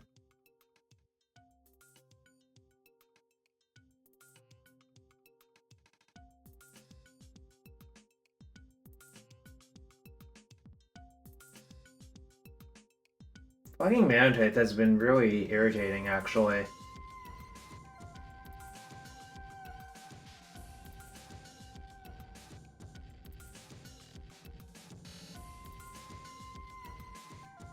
Just gonna take it.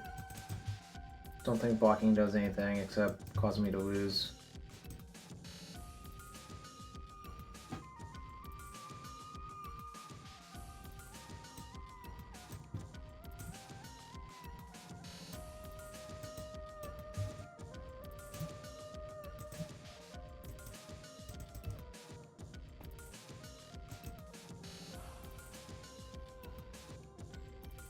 So next turn, what do I have to block? To block both of these, and probably that. I don't really think I want to draw a bolt. I don't think it does anything.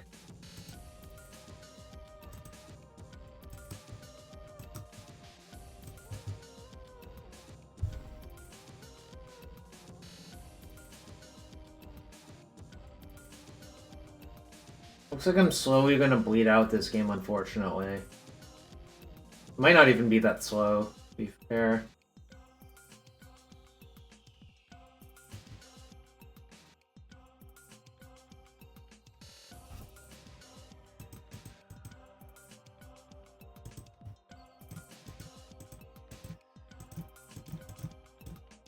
Just gonna play to clear their board. So I'm kind of in bad shape as it is, so... I mean, obviously if they have a removal spell, it sucks, but what am I gonna do about it?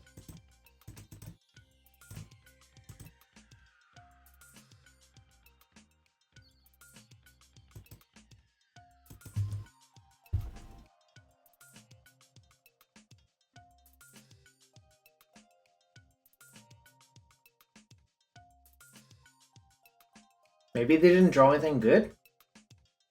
Question mark?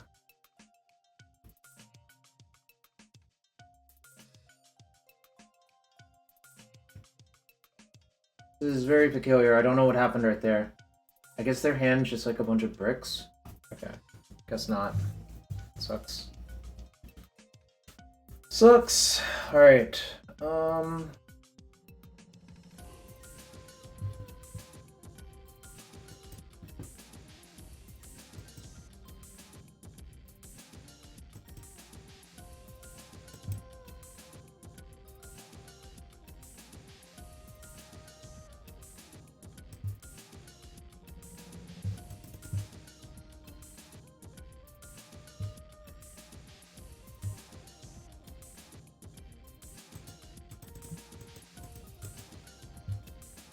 Gonna try to block if they let me.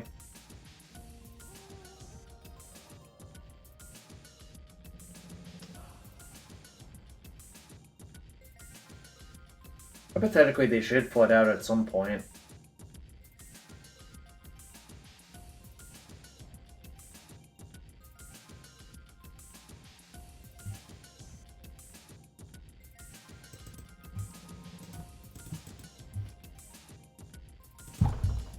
They haven't used a single bolt. Alright. Kinda think they have bolt, so I'm just gonna play around it.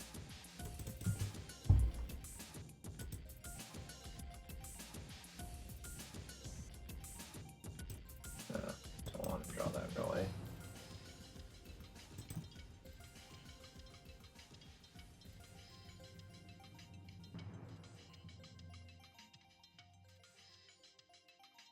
Basically, they haven't cast a single bolt, so you kind of have to think about what could be in their hand.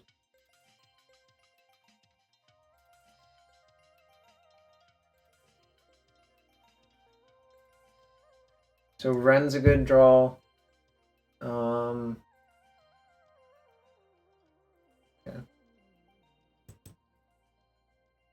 Wrenn, Reclaimer, Ragavan are all good draws. Glad I didn't keep that Karn. Guess this plays.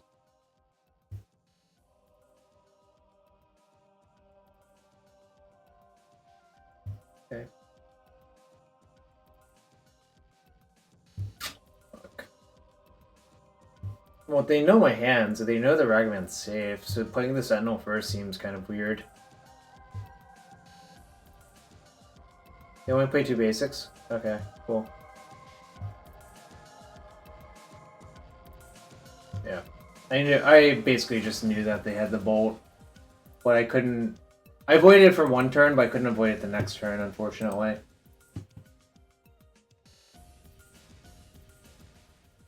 I'm gonna side an Ancient Grudge, and probably nothing else.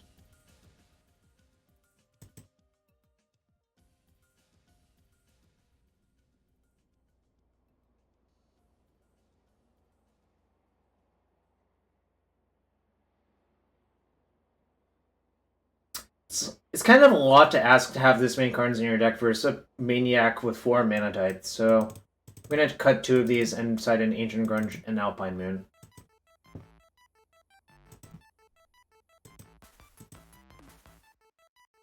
Mostly because I am terrified of the Mana Tides, but if you lower your curve a little bit, you can sort of avoid it to some degree, but...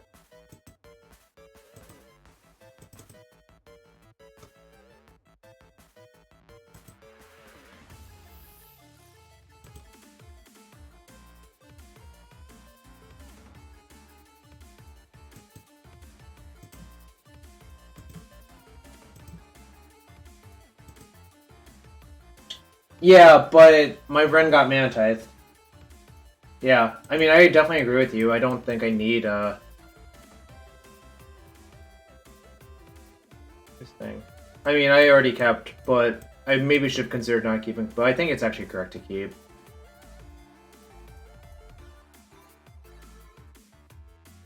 Because of how good Wrenn is, so if I draw any fetch, this hand's incredibly good, so... I'm gonna play DRC on turn 1 off Mountain, because then, even if I don't draw a fetch, I can always go field, play drum, tap for green, and play Wrenn and just uptick.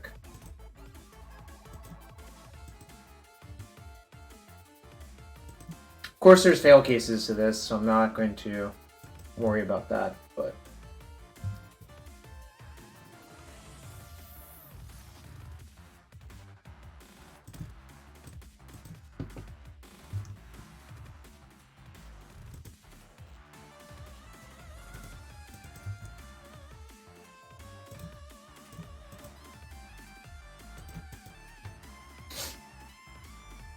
Hope you have Manatite in your hand.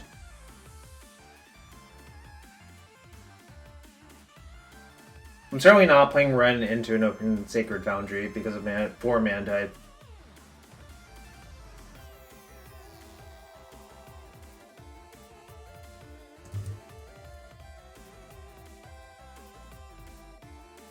If they don't have Manatite, so be it. Like, they got me, I guess. But not gonna worry about it.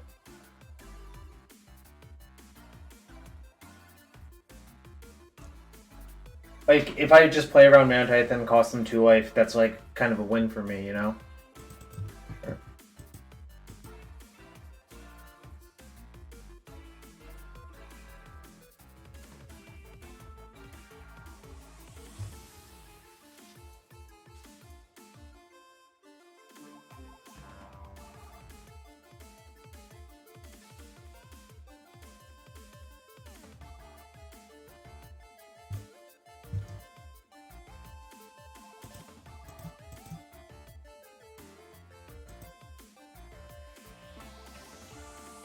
What's up, JW? Hope you're having a good one.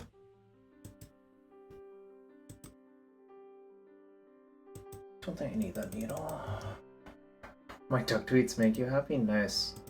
Glad to hear it, JW. Glad to hear it. Alright. Don't want anyone to play Vogue this turn. I want to leave up Heat for Dash Ragavan.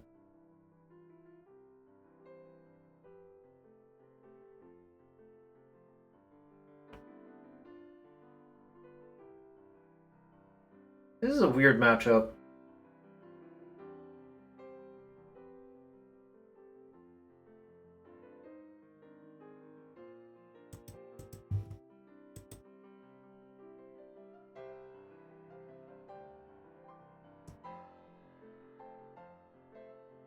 How's the deck feel?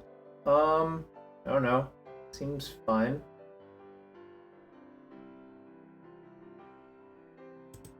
Check that one. What's up, Jay Ford? How you been, my friend? It's been a while. Let me know when you're down in the area again, or up in the area, depending on where you are now.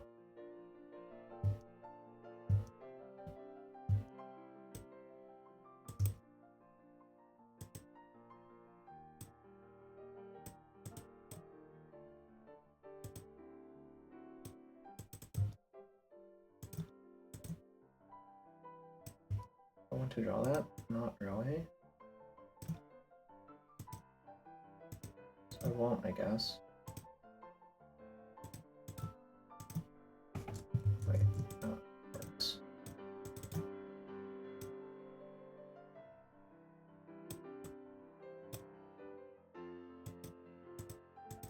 I wasn't sure if I'd clicked it. It looked kind of blurry for a second, actually. Can we from Wrenn and Six side by side? Yeah, it's not the most common pairing, I agree.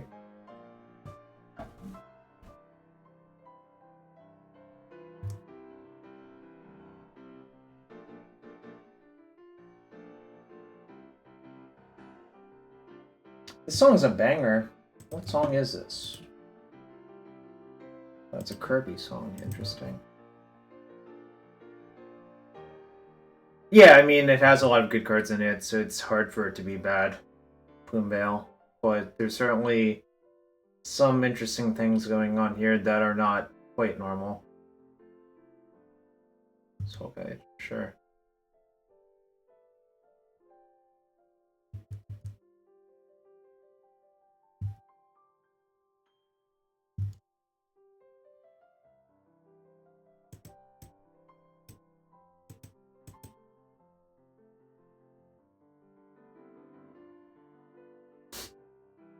If they want to Soul Guide that land, I'm going to just let it happen and bog them. Yeah. Because I think they're just like 100% to have Mana Tithe here again.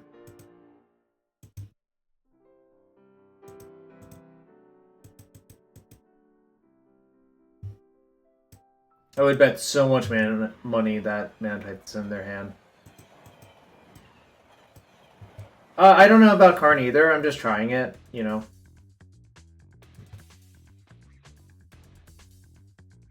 I mean, this is literally my 7th match with the deck, you know? It's not a big sample size.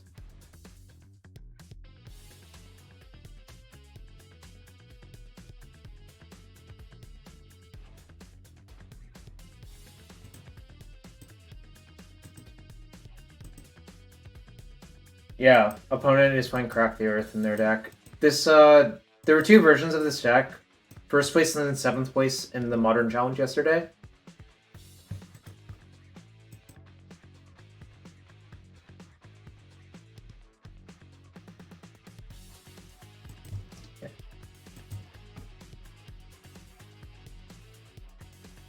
Okay. I mean, just playing those into this is basically losing. Alright, game 3, I'll be on the draw. Fetch lands are pretty important. Wrenn and Six is important. Removal is important. So, might try to trim another Karn for almost anything. Paper Crack the Earth Spike? I don't know. Probably not, but it wouldn't, like, surprise me the most.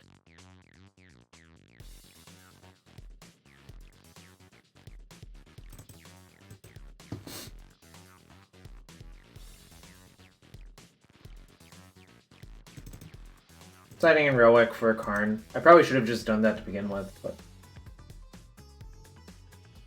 Yeah, it was a nice idea, Janky.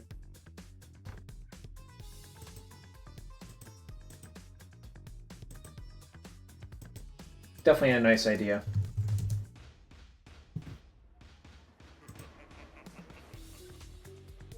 You don't really have to understand anything except this is supposed to be like a grindy deck.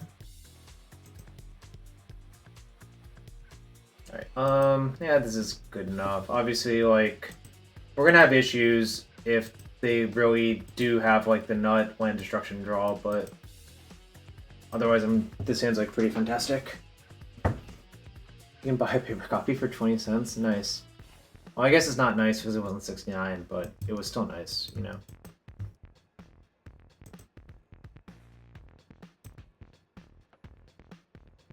Just gonna bubble them.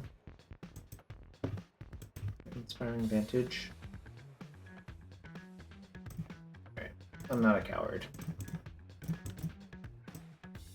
Of course this could end up poorly, but... Oh, villain, I'm not a coward. I'm not playing around the fucking Crack the Earth. It's not even that good here.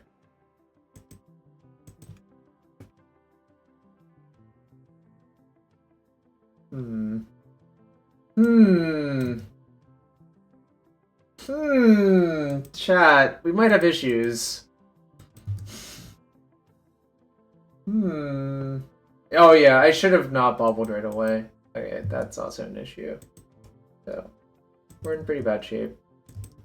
No worse in the hand, huh? Are you fucking joking? Alright, fuck you, deck. Alright.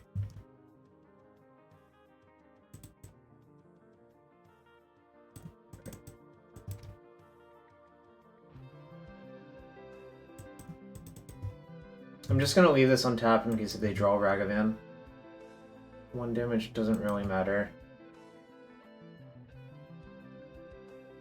What's my go-to hot sauce? Depends. Is it Asian or non-Asian?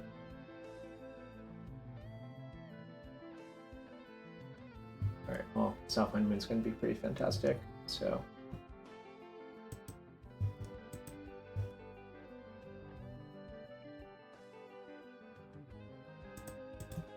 Who's the land destruction deck now?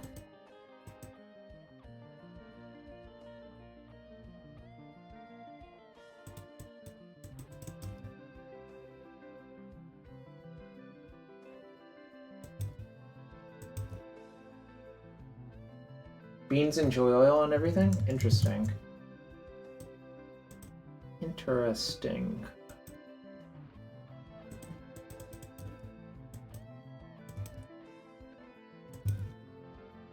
Walganma.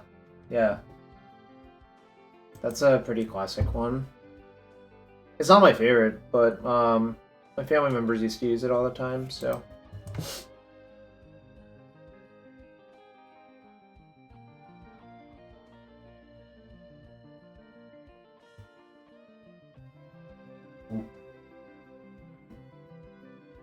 Sure. I'm saving the heat for Loris just in case. Like, I'm not sure this... I don't think this will kill me. Okay, that's a good draw. No attacks, no blocks. Playing around Dash Ragavan.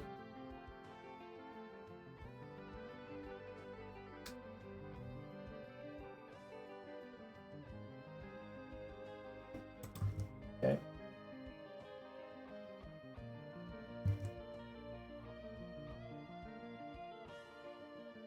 Sure. I don't care about that.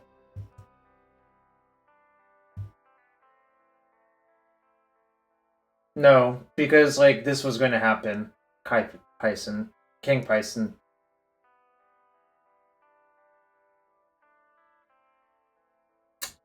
Sucks. Really sucks, actually.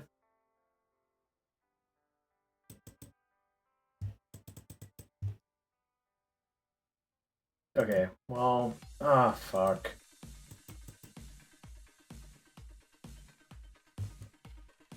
Alright. I'm gonna play around Mana Tide's bullshit.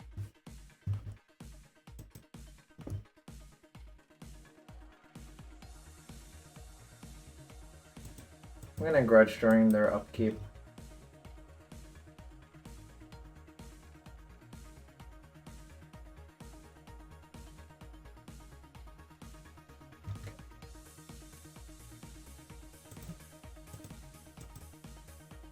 Actually, no, that doesn't make sense.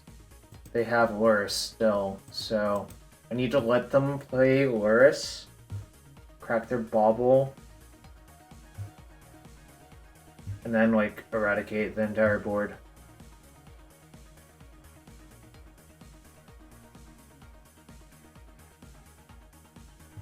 Okay.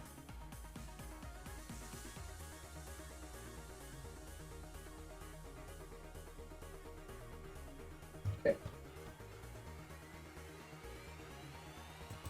Alright. So the danger was, if I grudged on my turn and tried to do everything, A, Mana Tithe, B, if they had a land, they could just replay the thing, and that would also end up not great.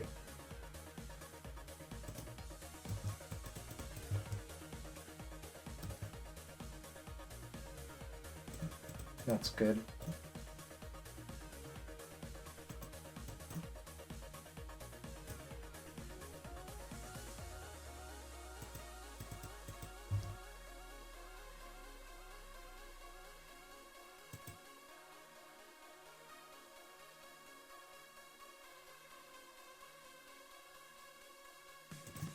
I think I just play it.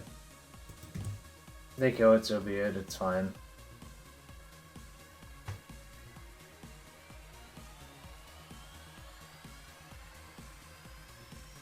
I think personally, this Alpine Moon's probably giving them a big problem.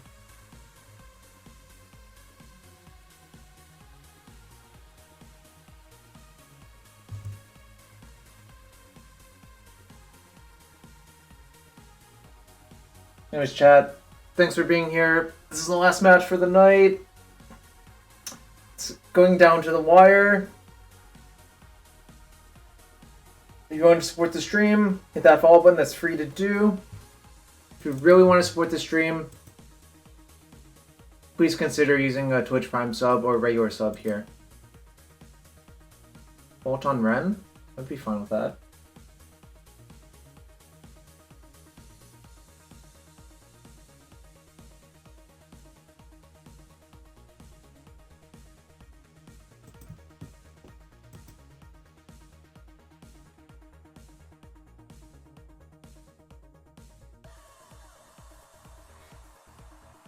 Interesting. Okay. I thought thought they might go after the Alpine Moon, but it depends on their hand, of course.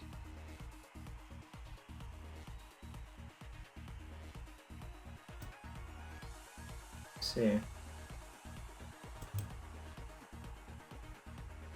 Okay, well, it's really good.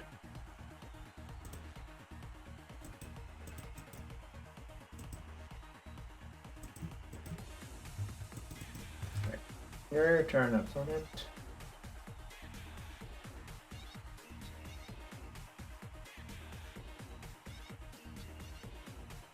I didn't want them to get more surveil value, which is the reason the main phase it. Otherwise they can, like, if they just had like another wear tear or something, they could just surveil again.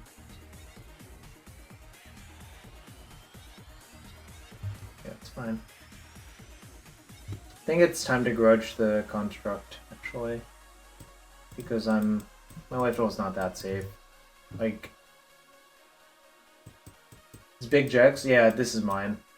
Theirs is Loris, but I've already killed their Loris, so.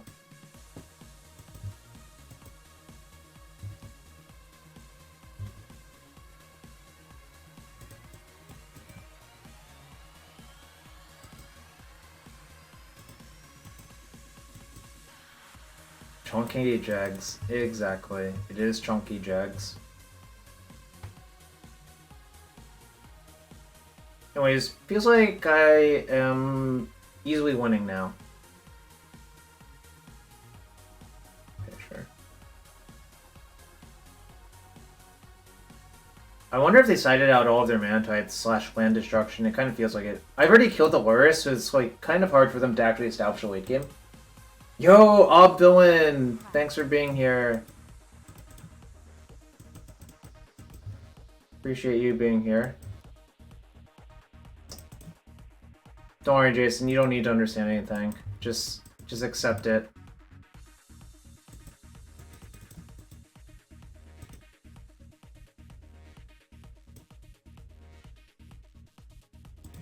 That's my sideboard. I just get Wormcoil or Chalice on one. Guess I get Sky Sovereign, actually. Can they win if I Chalice on one? Azax, I got 9th in the challenge on Sunday, so you should really do your research. Maybe I should just get coding. Yeah, fuck it, I'll get Wormcoil. I don't think they can ever beat Wormcoil. I mean, if they land destruction me again, so be it, but I think this is just good equity. And I'll just leave this on top because of Ragavan.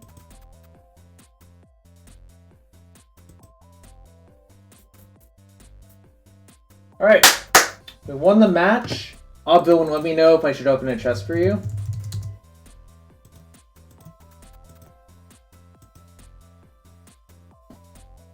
Nah? Alright, cool. Alright, thanks for everyone being here. I went 4-1 in an earlier week and I'm 1-1 in this one, so I don't know. It's kind of... I'm not sure. But